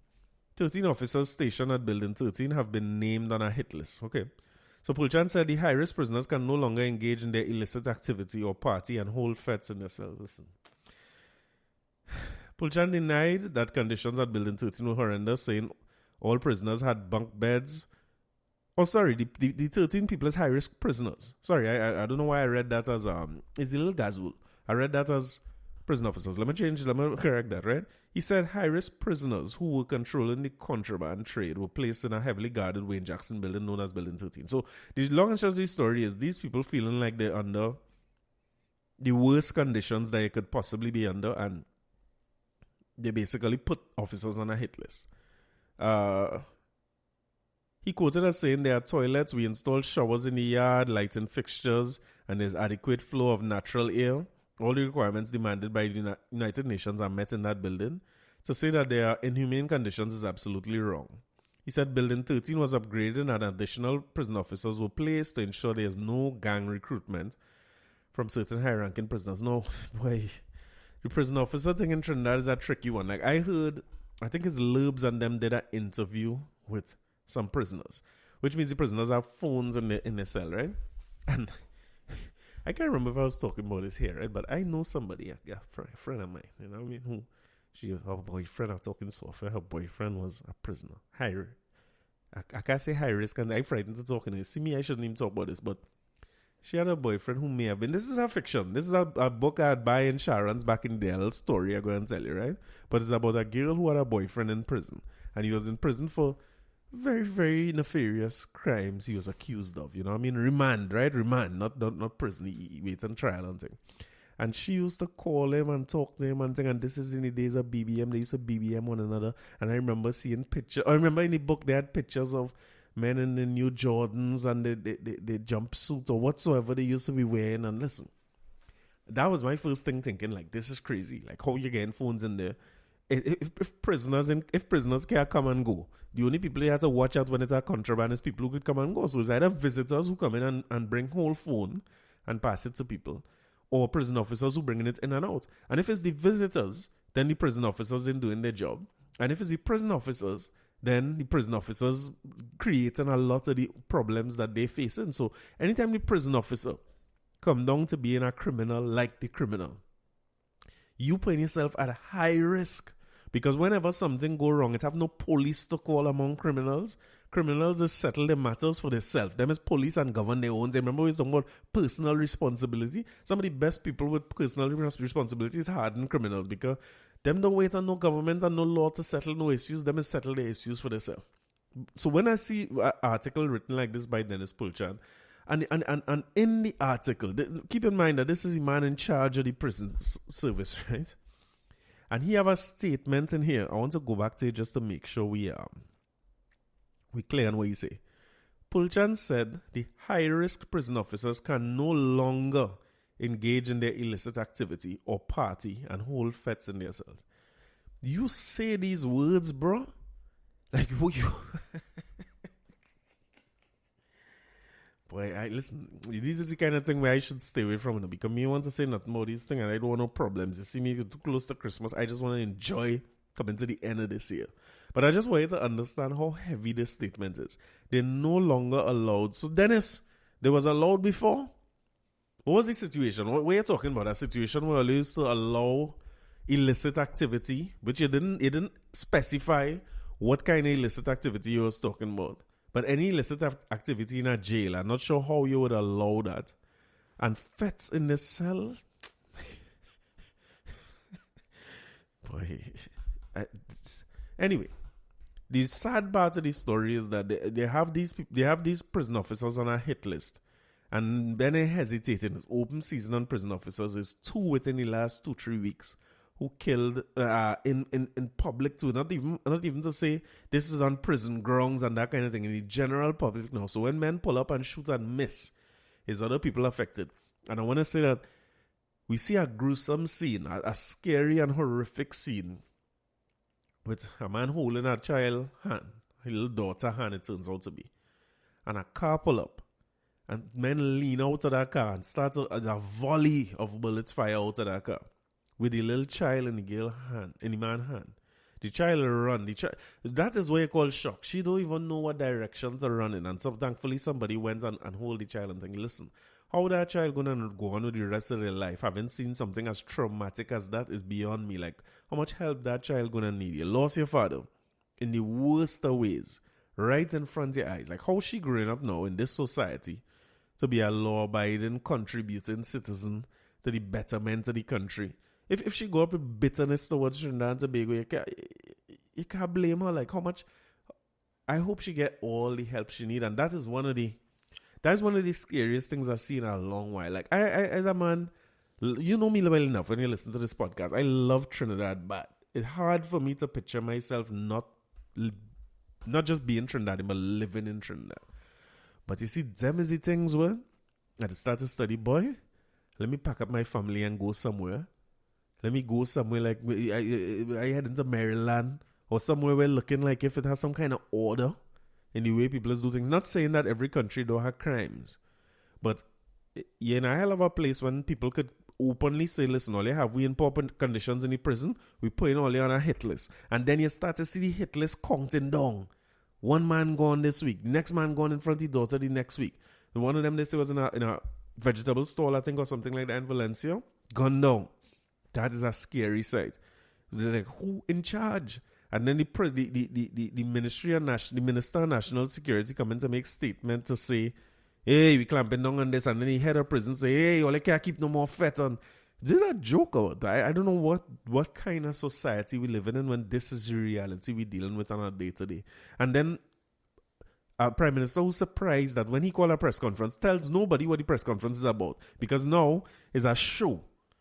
It's to just say, I come in and talk at 1. So everybody on edge now waiting for you. I think he liked that kind of vibes, you know what I mean? Where I see man and all they have to wait and all they have to hear what they say. And I go tell all the what they could do and what they can't do. All they have to wait on me. I come in to talk. So before this election on Monday, I had the last say. And then when you come to make statements, nothing mentioned about this. What would be one of the most critical issues in the country? No mention of it. It's solely about I spend my 1.2 and my wife is a lawyer and we have money and you know what I mean, I don't run no holes, I don't smoke no cigarettes, I don't drink no rum. And this is the most backward thing I ever hear. This is the single most important thing going on in the country right now, but not to politicians, because the most important thing going on in the country to them is the election. If you go back to episode 1 and 2 and 3 and 4, we talk about this. I always talk about this. The most important thing to a politician in this country is re-election. Governance is incidental. Economic growth and whatever is the other things, and protection from crime and whatever, all those things incidental. The main goal is to get re-elected. And we had to continue to ask ourselves why, because we had to do better as an electorate. Because you see this notion that a prime minister or opposition leader could simply appeal to their base. So they don't care about who not listening to them. They don't care about the next side, because you see the people not supporting you as runners of hoes and smokers of cigarettes and drinkers of rum and drunkards, right? And if them don't support you, you don't care. You only talking to the people who support you, as if you have some right to be supported. You know what I mean? It's talk about their own supporters, like if they have some right to your vote or your support, and anybody who against them, both sides of the fence, you know, anybody who against them, they for the next set of people. But I can genuinely be waiting to hear the issues and giving people a chance and see who do better and cast my vote based on who do better. It can't be that. If I support in UNC, I am automatically anti-PNM. If I support in PDP, I hate the PNM. And I don't know, boy, we had to rise past that as an electorate. We can't continue to allow people to treat us like pawns and fools, where they base, when they do that and appeal to their base like that and dismiss everybody else, what they're basically saying is, all these fools, all they don't have a mind all their own. You can't think for yourself. And if you're against something had to be wrong with you. Yeah, you're taking bribe, you're running home. Something wrong with you personally. If you can see that we are the best party to come on. And that's how all of them has talked to us. They talk to us like if we're fools.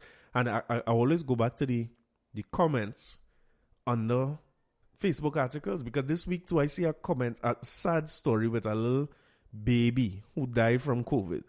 And when you scroll down, the first comment I see is, I sure the mother was vaccinated, and they ain't telling me the mother was, listen, come on, son, a child died. So we forget all about compassion and we forget all, you know what I mean? But anyway, we just had to rise past this thing. And you see election come, it's bothering me even more. And we continue to, and I'm saying, I'm blaming us, the citizenry, not the government or the opposition for this. We are the people who reinforce these behaviors. Because when them come and they say, if he say what he had said on that platform, in a political platform, drum with a beat and flag with a wave and people in that clap, I never went in a house. Yay! Everybody, we like that with the people. But while we like the peacock and the old talk, and we had to remember that these people have a serious job. We're running into a situation here where we the main income earner that the country had for the last 50 years, it winding down, that whole industry. We're going into a time where we had to figure out how to come out of this, how to struggle, how to innovate, how to get better.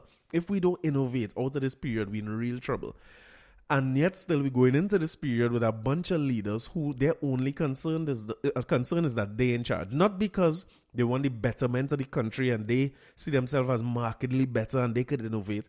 They want control because they see the next side as dangerous. And we should see the next side as dangerous too, otherwise we implicit. So that's where we are. We had to rise past that as an electorate. We going in a deadly time, and it's going to be rough. And it's going to be rough on most of the people. And I will say this too, right?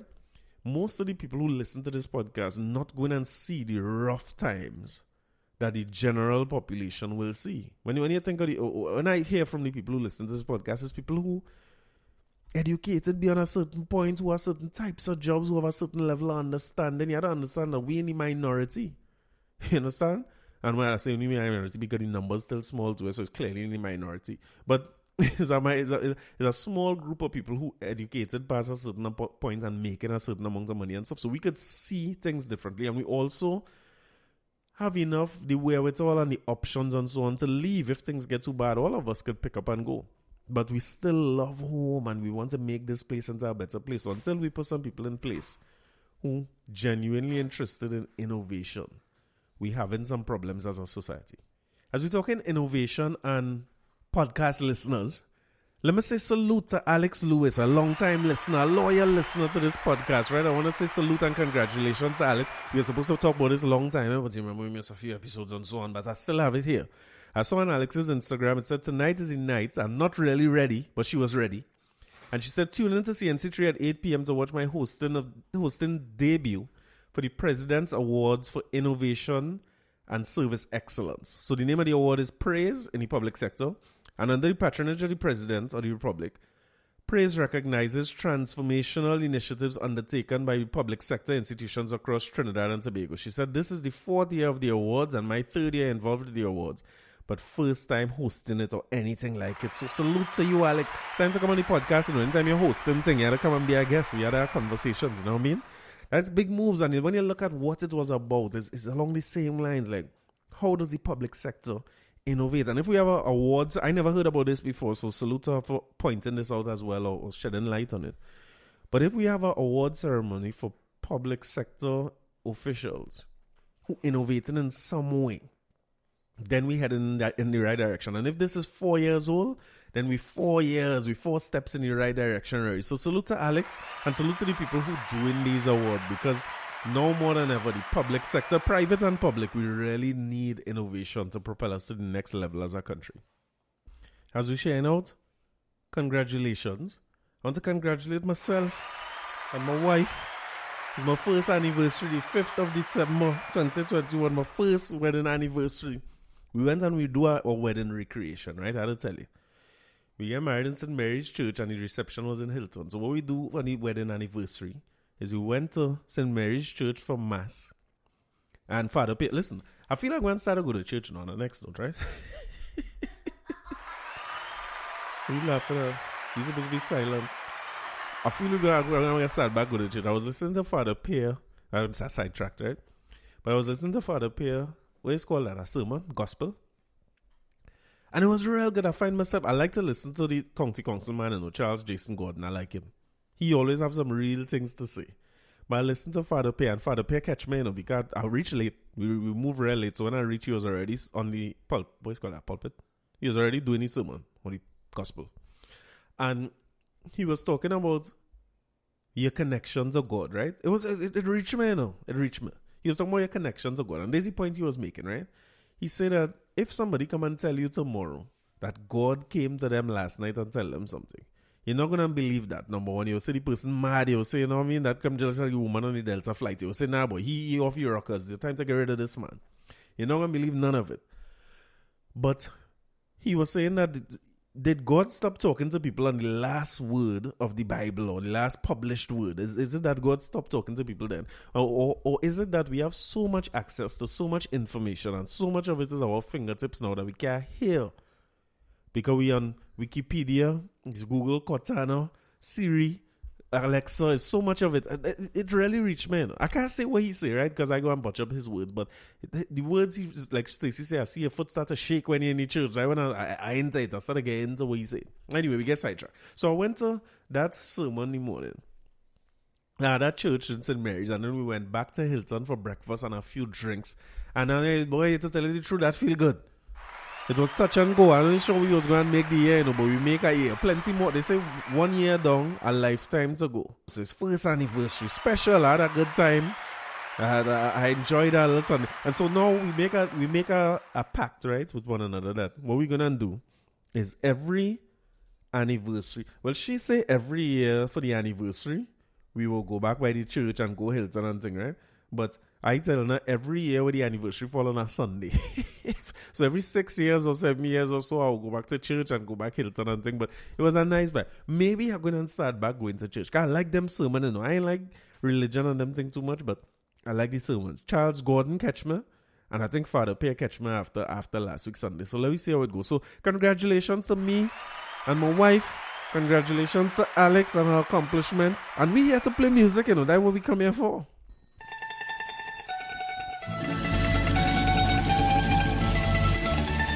And listen, congratulations to all of you. If you survived this year, congrats.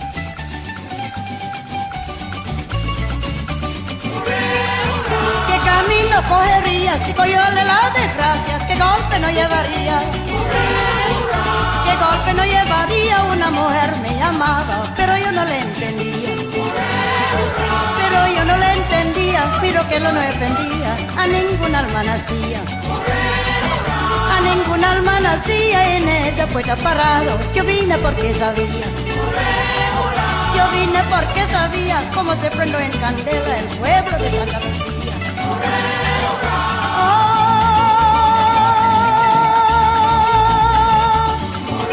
Listen, you see that voice? That Christmas, we like the soca parang and the ham and pastel and thing, but this voice is always make we know it's Christmas. La mujer me llamaba, pero yo no le entendía. Pero yo no le entendía, miro que él no le entendía. A ninguna alma nacía. A ninguna alma nacía, en ella fue parado. Yo vine porque sabía. Yo vine porque hacía. El que no sabe de letra no no puede dormir cualquiera. It's always a dancing episode, you know. If you can find somebody to dance, find somebody, you know. And if it's a cleaning episode, dance with your broom, man. Arriba, arriba. ¡Epa! Mira, la mujer me llamaba y yo no la entendía. No conozco esta esposa. Así es, magnífica. Tiene bastante candela en Santa Lucía. Ah, pues vamos, chico. ¿Qué camino coges, chico? Allá, apúrate, caramba. Vamos.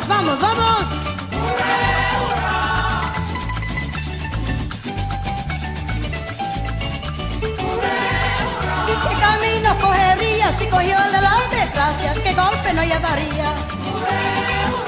¿Qué golpe no llevaría? Una mujer me llamaba, pero yo no le entendía. Miro que él no defendía, en ningún alma nacía.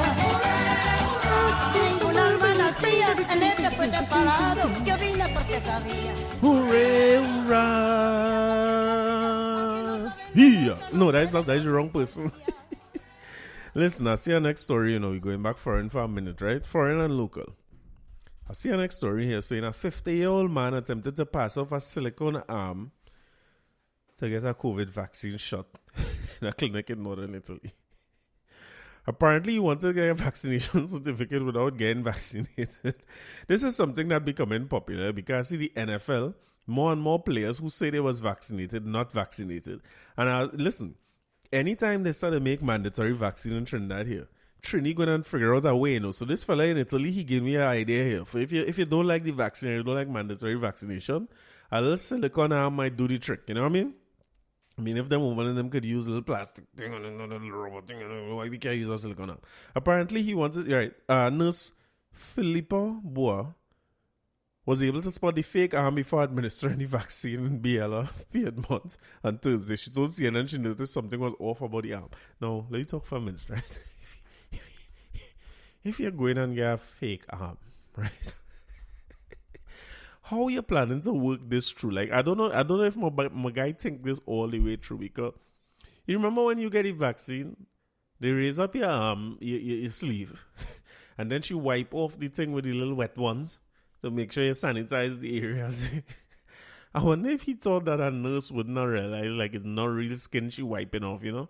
If it's a mannequin hand you're going with, and she wiped that, she realized your hand hard like stone. Or the man says silicone arm, she realized nothing ain't coming off. You have no pores in your skin. You have no hair. It's feeling rubbery. You know what I mean? It's like, why you feel this would be a good idea for us?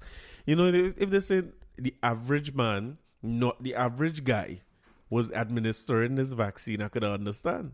But it's a nurse. The nurse know what people supposed to feel like and what their arm's supposed to feel like. So I don't know why it is.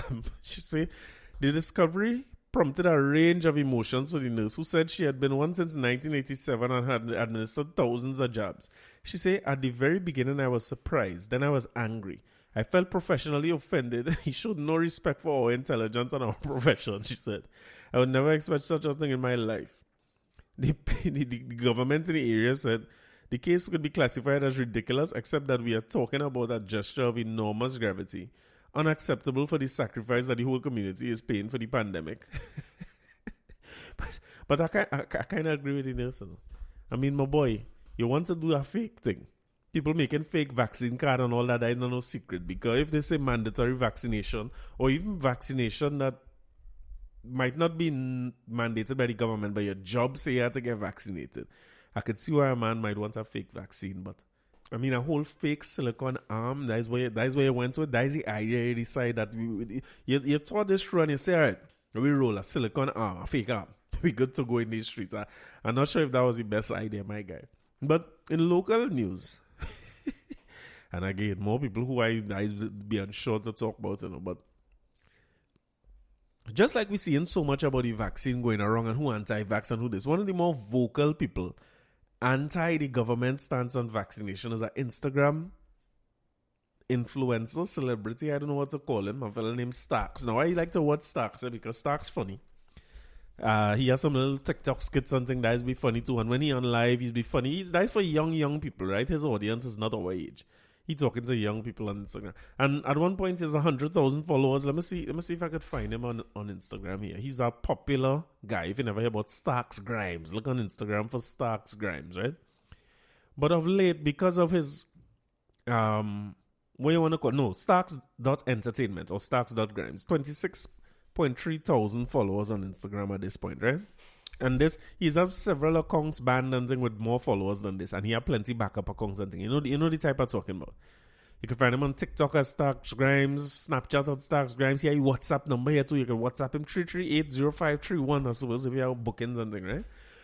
But because of his stance against the lockdowns, I remember seeing him talking against the lockdowns early in the days of lockdown and stuff, where he cussing Rowley and telling him open back up the country and they're playing the fool and this curfew thing, and that's where it started for me, right? That's where I first saw him take that direction. Because before that, I don't know him as no big political, not a person talking a whole lot about the political landscape. He was just doing the videos and he lives and cussing people and he's funny.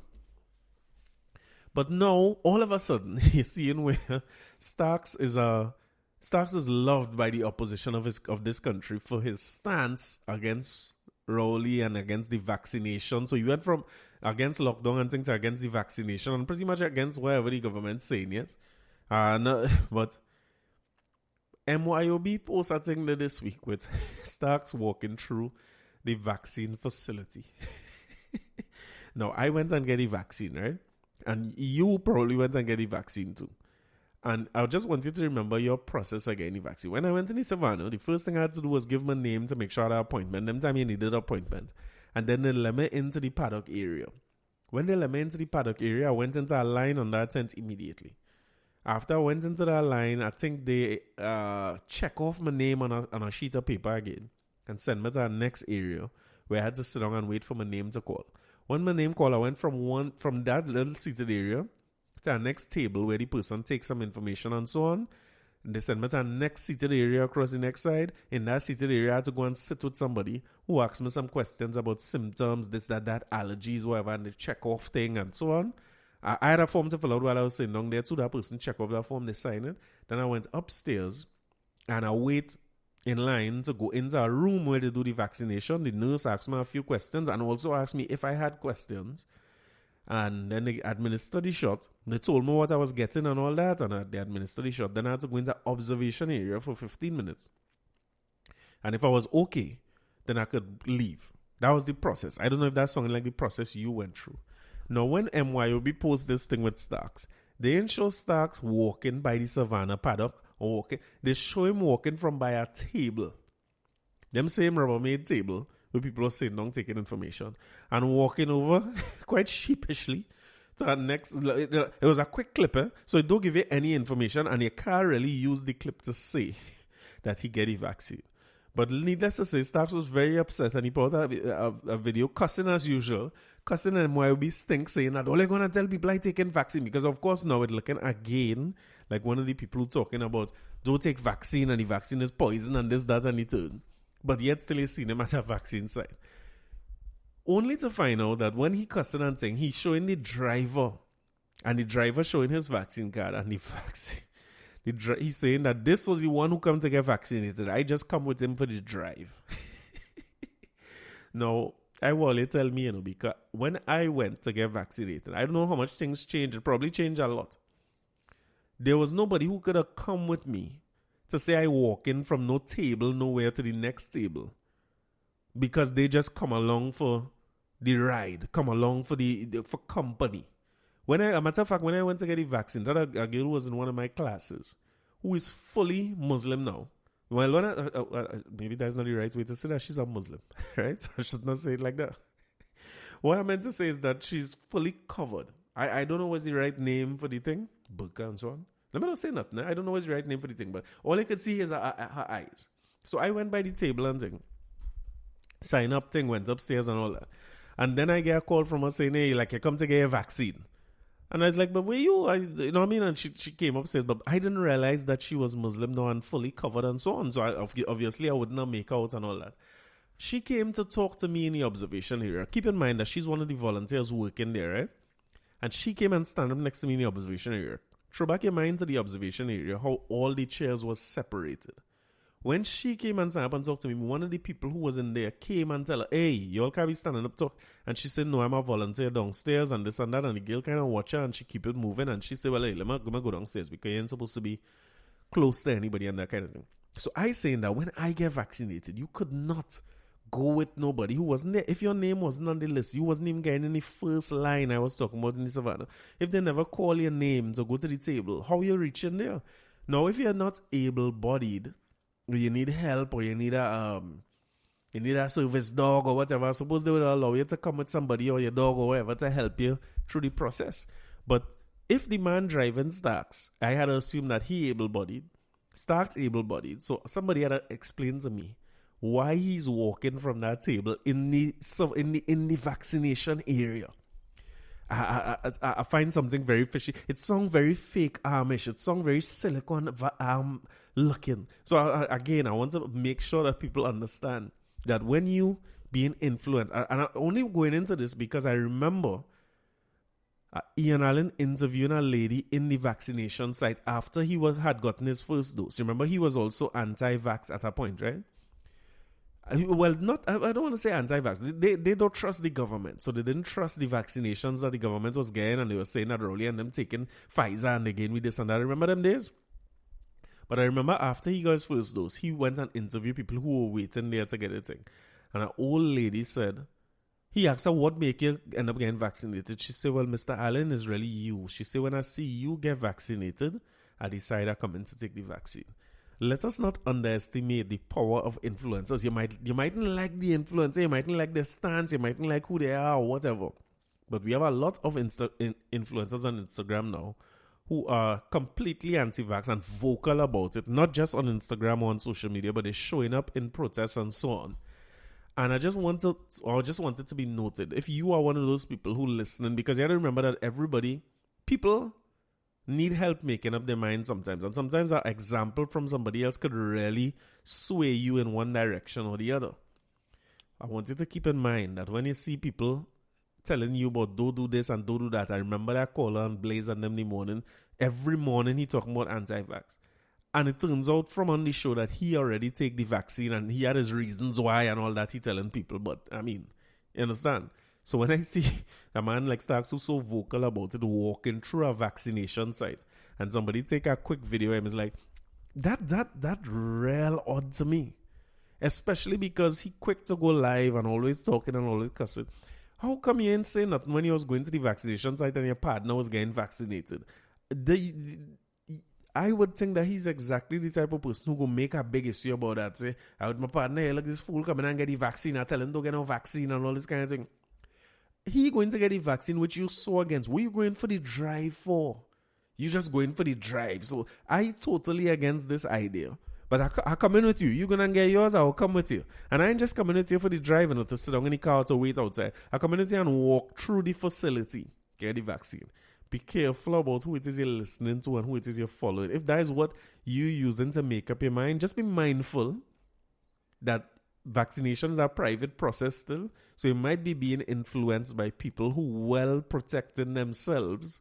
They might well be protecting themselves while the popular thing or the cool thing or the hip thing to do might be just to maintain an anti-vax stance for the sake of your followers or whatsoever it is. Just be mindful. All right, I don't know how long we're going for now. And I've lost all track of how you do this. I stayed away for 2 weeks and I lost all touch and feel for what podcasting really is. So here we're going to do, right? This episode is about singing and dancing and taking a little sip, you know what I mean? I hope you have a glass and having a nice little time. And we'll be taking in some of the sweet songs of the Queen of Parang, Daisy Voisin. So what I want to do, right? I want to take in a Daisy here. And then I want to take a pause. So I could go and watch Watson. Or, what the next man name? I don't even know the next man name. I'm ashamed. I know his name, but I can't remember how they call him now. And see who wins the bagel. And then I could come back and talk to Ole and we could finish the episode. That's a deal? We could do that? All right, let me do that.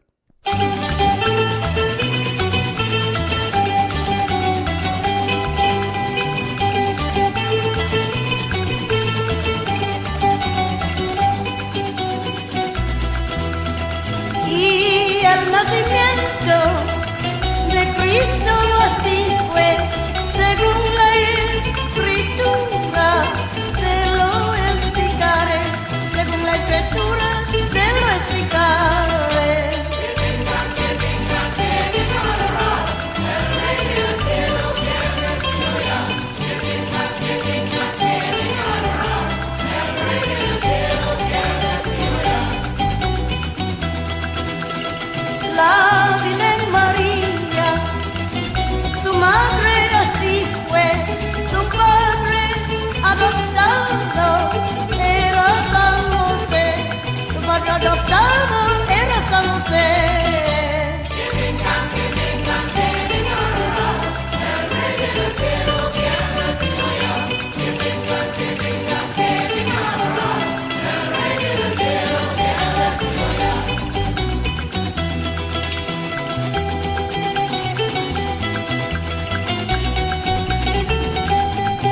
like I say, you have to listen to this on headphones and speakers. And you have to listen to the instrumentation.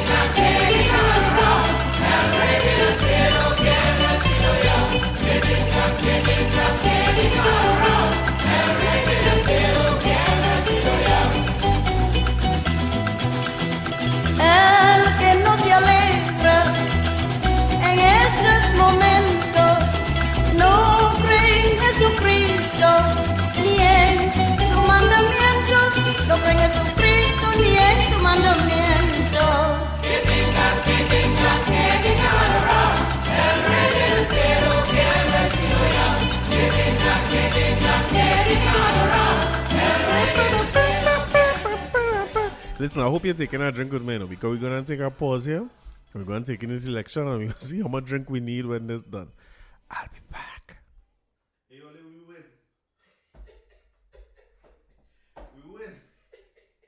I'm looking for everything I agreed in my house. We're going to celebrate this victory here. Just come in, only the hustle man. Another young man. We win, we take them.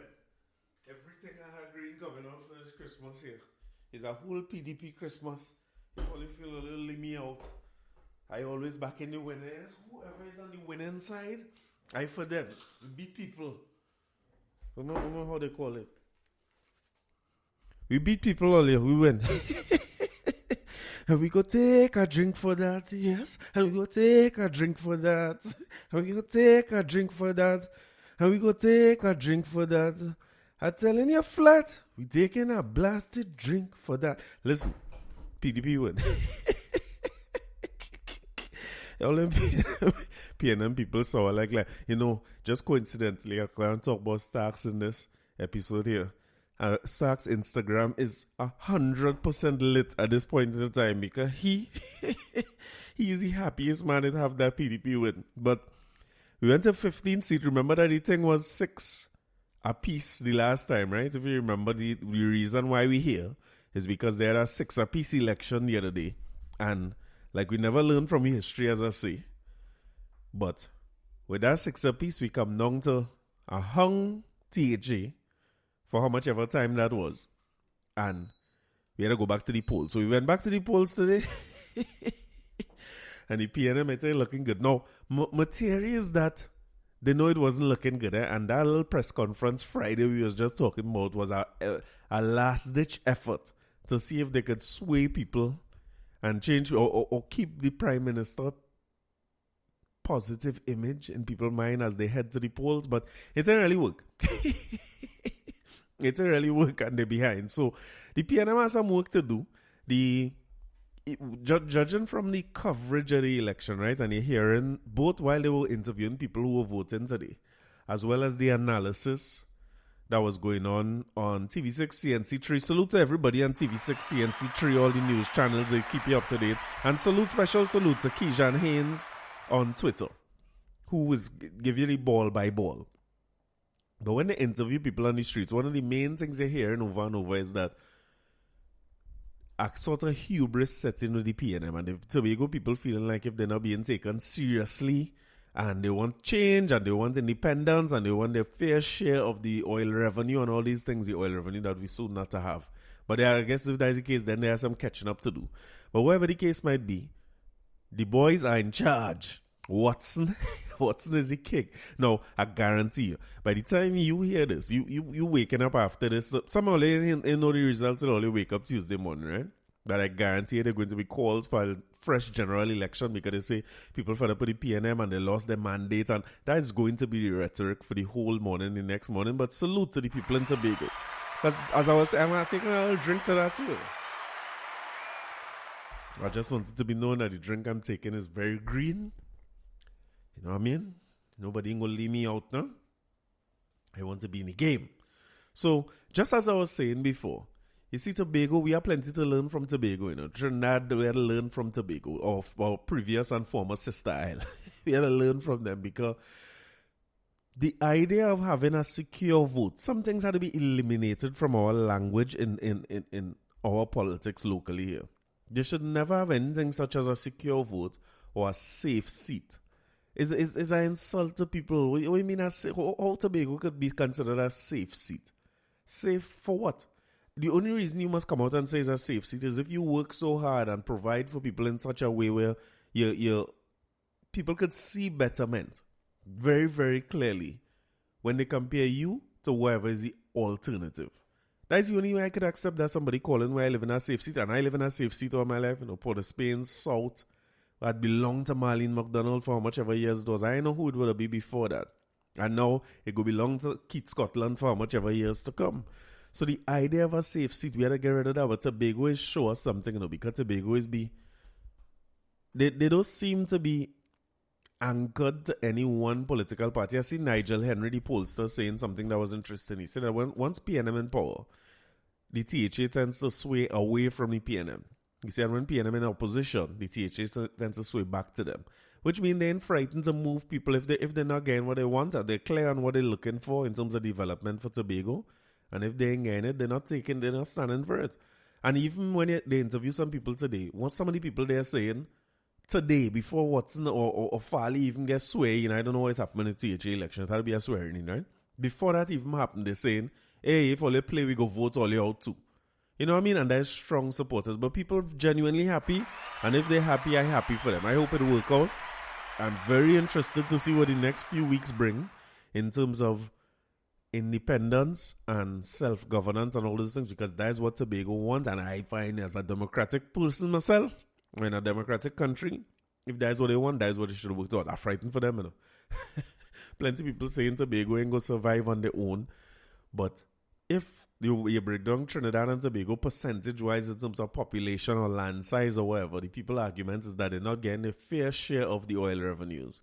So maybe it's a situation where they say, all right, if the total oil revenue is 10 billion and we is 5% of the country, or 5% of that 10 billion, don't tell me how to spend it. You don't do no allocation. You just give us it and we will check in next year when you're ready for a re-up. So salute to them and salute to everybody involved. They win.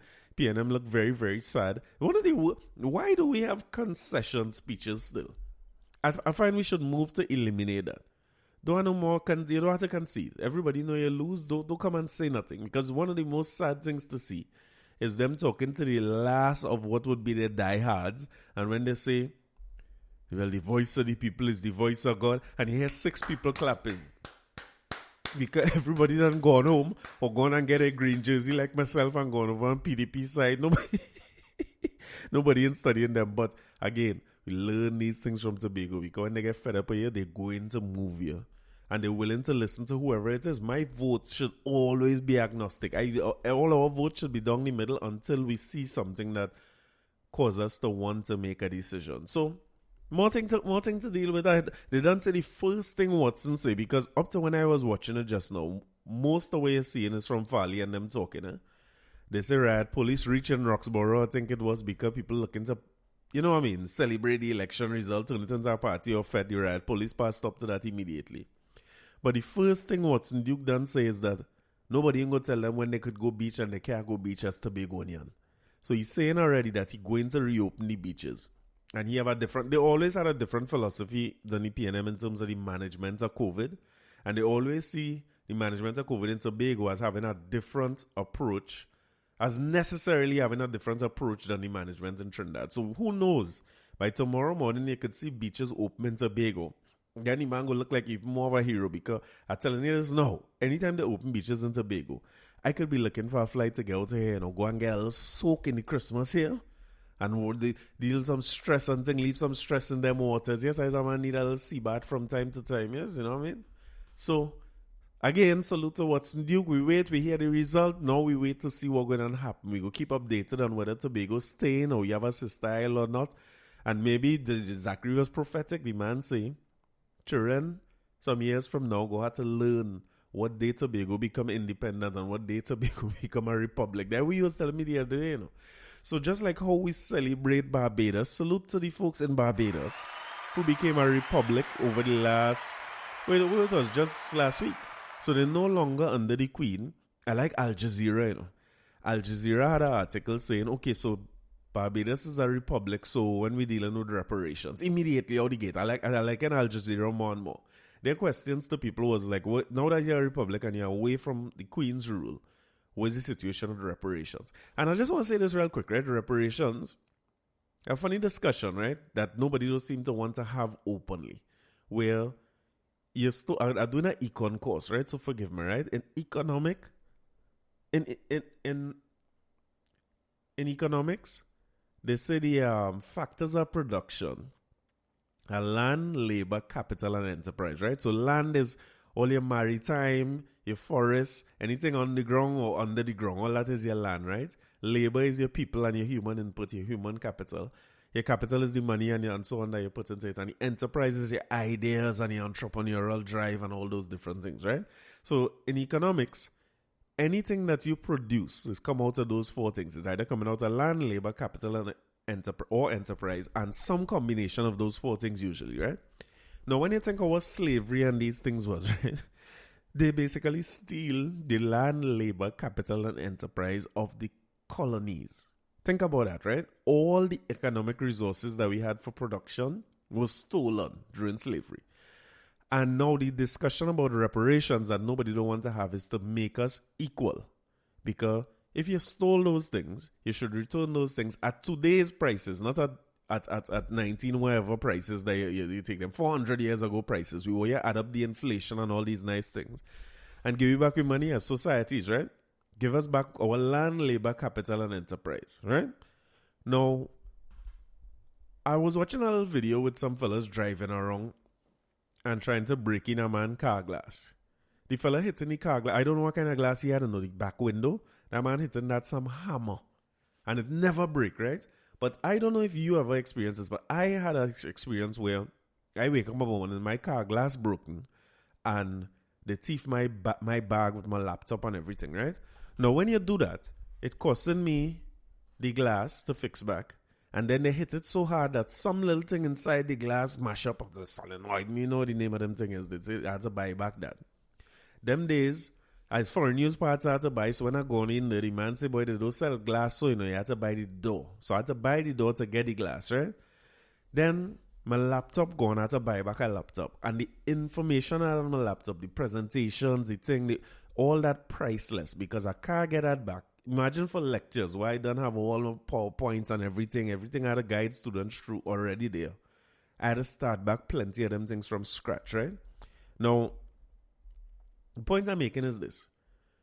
If those guys were held who break in my car and steal my stuff, and let's assume they still had everything that they stole on them, my bag and my laptop and everything that they took out the backseat of the car, and they gave that back to me. And let's say they had $1,000 on them too, which I could have used to get back the door and all them things and put, you know what I mean? And they hand me back that. Under our laws today, would that be enough? Would that be compensation? Or would they still have to go to court to answer charges for stealing? The latter is the situation, right? If you go and you steal, you have to go to court and answer charges for that. And you might make jail or get fined for that. And so it's not just about making the person back or giving them back their things. The point I'm making is this. While we're discussing reparations, right? A part of the reason these people don't want to talk about reparations at all is because they know that it have consequences to come too. So if you pay back people, that is not enough. You can't just hand me back my land, labor, capital, and enterprise. You have to pay for your sins. You have to do the time. They like to tell me that if you do the crime, you have to do the time. They like to tell us all about them things. No, but nobody don't want to have that discussion now because it's not in their best interest to have that discussion. But I like the fact that Al Jazeera brought it up, but Barbados is a republic. They have a president now. I didn't know they didn't have a president before, but now they have that president. The name of the president is Rihanna Robin Fenty. And the first lady is ASAP Rocky. No, just kidding. Dame Sandra Mason is the president, right? So salute to her. So Barbados now have a female president and prime minister. Salute to them for... There had to be some kind of... There's a record or something. I don't know if that happened anywhere else in the world. Certainly not in the Caribbean, right? Wait. And Kamala was prime minister. Who was the president? But I don't think we did. And Portia was president. But wait, Jamaica is not a republic yet. But anyway, soon following in the footsteps of Barbados is going to be the Watson Duke Tobago, which is going to be a republic, but they're going to be not just republic from England, they're going to be a republic from Trinidad. So Tobago going to stand alone, we wait to see. But that's definitely a story that we're going to follow over time because imagine it had no subsidized sea bridge where you're paying your $300 to go to Tobago and all these things. And you got to be able to go like Grenada prices. It costs you $1,200 to go to Tobago. Who knows what the consequences or what the issues are that we'll face? But salute to them because they get what they want. And we're hoping that there's going to be a nice, smooth handover. And I heard some of the political analysts making a point that I also want to echo. That I hope that it's not going to be one of them situations where Colin Burt and Rowley and them now going to squeeze every dollar for the next 3-4 years to make sure that they could stifle the people who are in charge in the THA. All they work together, man, and have a nice little working relationship and show the people, because part of my philosophy, and I said this here, documented, that 6-all tie was handled very, very badly by the party in power, where they basically, it seemed as though Watson was playing some games, yes, but the PNM basically at that point showed that they wasn't willing to work together with nothing. They wanted to control or nothing. Go back to the drawing board. And I figured when you go back to the drawing board, that was going to be it. And same thing I was saying about nobody lives there. It's like, dude, you don't have to talk to people like that. It's really unnecessary. You can't go around trying to govern a country by making everybody else look like if they low and almighty while you high and mighty and you, what you say goes and you have all the information and so on. But you see me, I didn't come here for all that, you know. I really come here to play some song and let me dance and enjoy myself.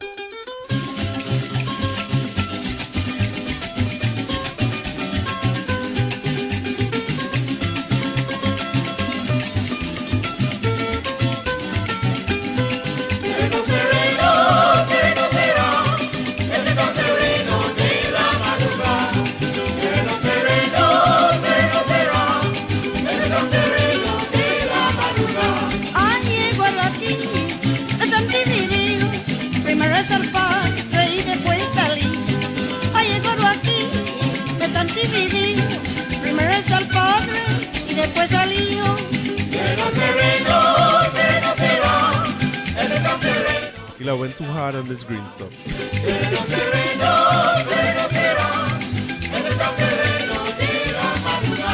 Este parandita es de Siparía y venimos adorando al Hijo de María. Este parandita es de Siparía y venimos adorando al Hijo de María.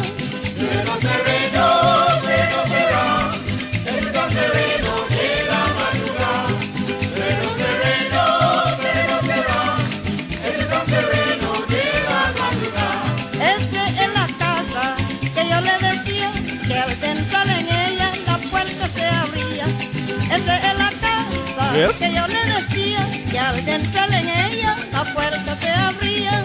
Que no se va, ese es el terreno de la madrugada. Que no se va, ese es el terreno de la madrugada. Los dueños de casa, te pregunto yo, ¿dónde fue nacido el divino Dios? Los dueños de casa, te pregunto yo, ¿dónde fue nacido el divino Dios? Que no se va, ese es el terreno de la madrugada. Que no se va, ese es el terreno de la madrugada.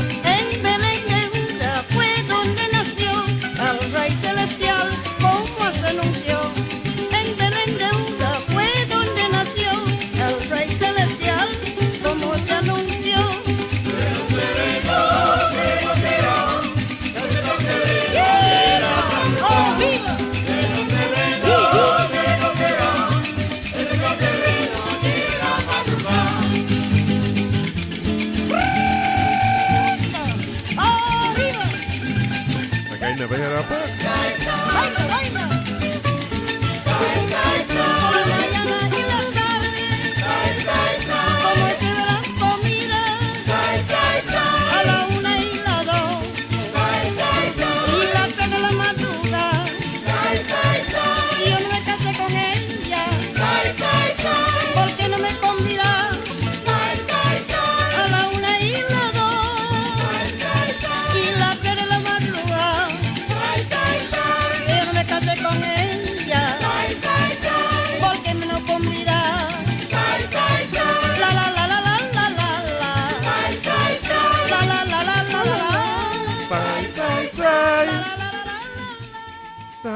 Sigh. And listen, I really can't leave without playing this one, you know. Just one to go, right? Only had to take one for the road.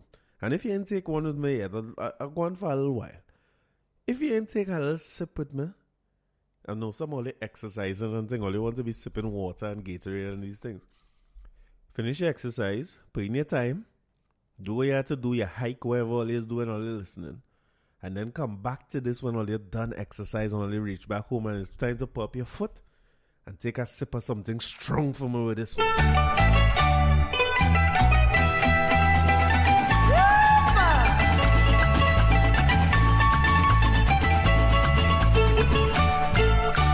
Wait, as I say something strong, right? I just want to make something clear. I went by the Cash Residence last week. And these people have the most stocked bar I have ever seen in my life.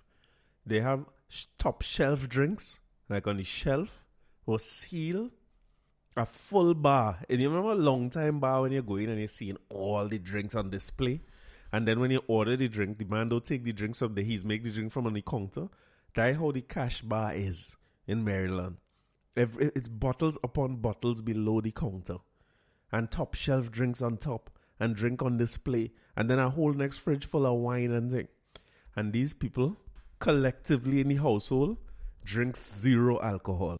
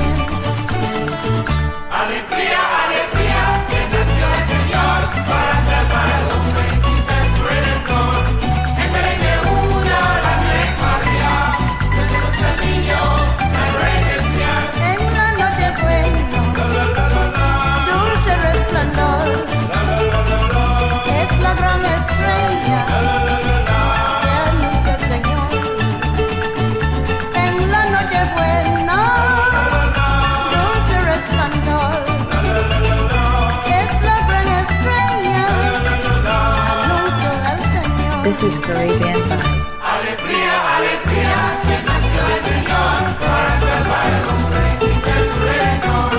En Belén de una, la Virgen María, Jesús el niño, la reina.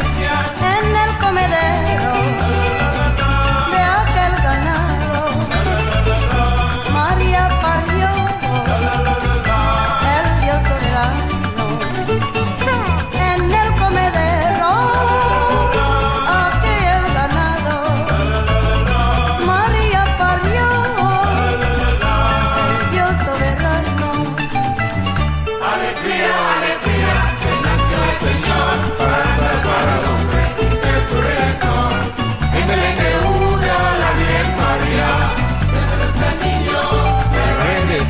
nació un profeta en el pueblo de Belén, con una estrella en la frente para predicarle bien. Nació un profeta en el pueblo de Belén, con una estrella en la frente para predicarle el bien. Alegría, alegría, se nació el Señor. Now that's something I listen to in this song, right? Sorry, yeah? But the bass man went crazy in this song. You need to listen to the song and just listen to what the bass man played. la Virgen María y el Santo José son los padres buenos de ese mío rey. La Virgen María y el Santo José son los padres buenos de ese mío rey. This is Caribbean Vibes. Alegría, alegría, se nació el Señor para salvar al hombre de su redentor. En Belén de Judá, la Virgen María, Jesús el niño, el Rey del cielo. 12 de la noche nació el verdadero y lo bautizaron día 6 de enero. 12 de la noche nació el verdadero y lo bautizaron día 6 de enero. Alegría, alegría, se nació el Señor para salvar al hombre y ser su redentor. En Belén de Judá, la Virgen María, Jesús el niño, el Rey del cielo. Alegría, alegría, se nació el Señor para salvar al hombre y ser su redentor. En Belén de Judá, la Virgen María, Jesús el niño, el Rey del cielo. Yes, man. It don't get much better than that, you know. It can't get much sweeter than that. Daisy was the great. So it's a new week. We might have a new country. Big things to come. So we go look forward and see. We back and we on track. And listen, I tell Ole I might start back going to church. You know, one of the things that Father Pierre say before I go real quick, right? Father Pierre say that it's a very popular thing in the Catholic Church abroad, and they implement it in St. Mary's Church too, where the week before Christmas, there's deal with all they call it the Blue Sunday, I think is what he say. And there's deal with all the sadness around Christmas time. You know, Christmas is, we come here and we parang and we joke and we drink and think, but we have to always remember that Christmas is not an easy time for people sometimes. Eh? I myself is have a kind of sadness around the festival time. I'm not sure exactly why. Maybe I should talk to Neola more. But there are people who you lose someone, you lose jobs, you lose opportunities, wherever it might be, a mourning or grieving for someone around Christmas time. We ain't gonna forget those people neither. Or if it's you, we ain't gonna forget you. The week before Christmas, just like Father Pierre suggests, we're gonna do a blue episode. And that week, whatever that Tuesday is before Christmas Day, all the songs in that episode gonna be about the sad things around Christmas time. And there's a author by the name of Diana Gladney, who I had the pleasure of being able to meet and listen to through the Brooklyn Caribbean Literary Festival. So salute to Marsha and Melanie and the whole squad in the Brooklyn Caribbean Literary Festival. I should have said this up front when I was sober. But they have a new podcast by the name of Cocoa Pod, who is being produced by yours truly. I'm very, very happy to be involved in that Cocoa Pod production. And they have the first 2 episodes out now with Akim Alexis. It's short stories. People who win a short story competition. Caribbean writers, right? So they have writers from Diana Gladney is from Jamaica. Akim Alexis is Trinidad. Patrice Greliosik is also from Trinidad, living out in Chicago. And they have real, genuine Trinidadian stories. So if you know, listen, you just have to follow it, right? Find Cocoa Pod. And I like the name too, you know, because to tell you the truth, right? I'm telling you how slow it is. They tell me the name of the podcast is Cocoa Pod, right? So I never really make the connection that is Cocoa Pod, like podcast, Cocoa Pod, you know what I mean? So the whole idea behind it, a little slow on the uptake. But what I can tell you is the story is real interesting. And there's one particular story that's upcoming soon. That will also come out the week of Christmas. So I'll remind you about that when that time comes. And it speaks to those same things about the sadness around Christmas time, where she tells a story about some of the inequalities that we see for Christmas. And I like the way she put it too. She say, Christmas could shine a light on the inequities and the unfairness of life, where some people have all the privilege and all the access in the world and could get all the nice things, and some people really just struggle to make it. So what we do for Christmas is celebrate a lot of excess when you think about it. We give each other, we do things for one another all year long, but we see joy, or we find joy in getting a gift for somebody, giving them something, something might be exorbitant. The exorbitant thing might be shown on Instagram and Facebook and those things. That sometimes we really neglect to think about how that might make other people feel. I don't know if we need to, but yeah, It must make people feel a way if they're struggling to make ends meet. And then we overdo it. We had 2, 3, 4 different kind of meat and the pastel, you have fish pastel and beef pastel and your cake and this excess, a whole lot of excess that we could never eat. Sometime when we're done with it, you can't be comfortable. You're stuffed. And there are people who are struggling, and Christmas is really a day where it shows that gap between rich and poor. And Diana Gladney did a great job with her short story telling that, pointing out those inequalities and those inequities. So I'm glad to be a part of that Cocoa Pod, and I will let you know when that episode coming out. They'll be releasing every Wednesday. So please go across to wherever you listening to this podcast, go across and subscribe to Cocoa Pod. Until then, most importantly, let me stay safe now. We take care of one another in these times. Make sure that we rally through these high numbers. Heinz say 1,000 a day, and we right there. 1,000 a day is 30,000 when months end come. You know what I mean? So let's take all the precautions we could take and keep everybody in your prayers who might be dealing with COVID. And we just want to see people come out of it. At some point, we had to learn to live with it. I guess we are at that stage now. And let's just hope that all of us see the next side of it and we're good. And I will be back here next week, Tuesday, as I always am. I will talk to you all next week. Bye. I was really supposed to press the button to stop recording, but I didn't do this in a long time. Bye.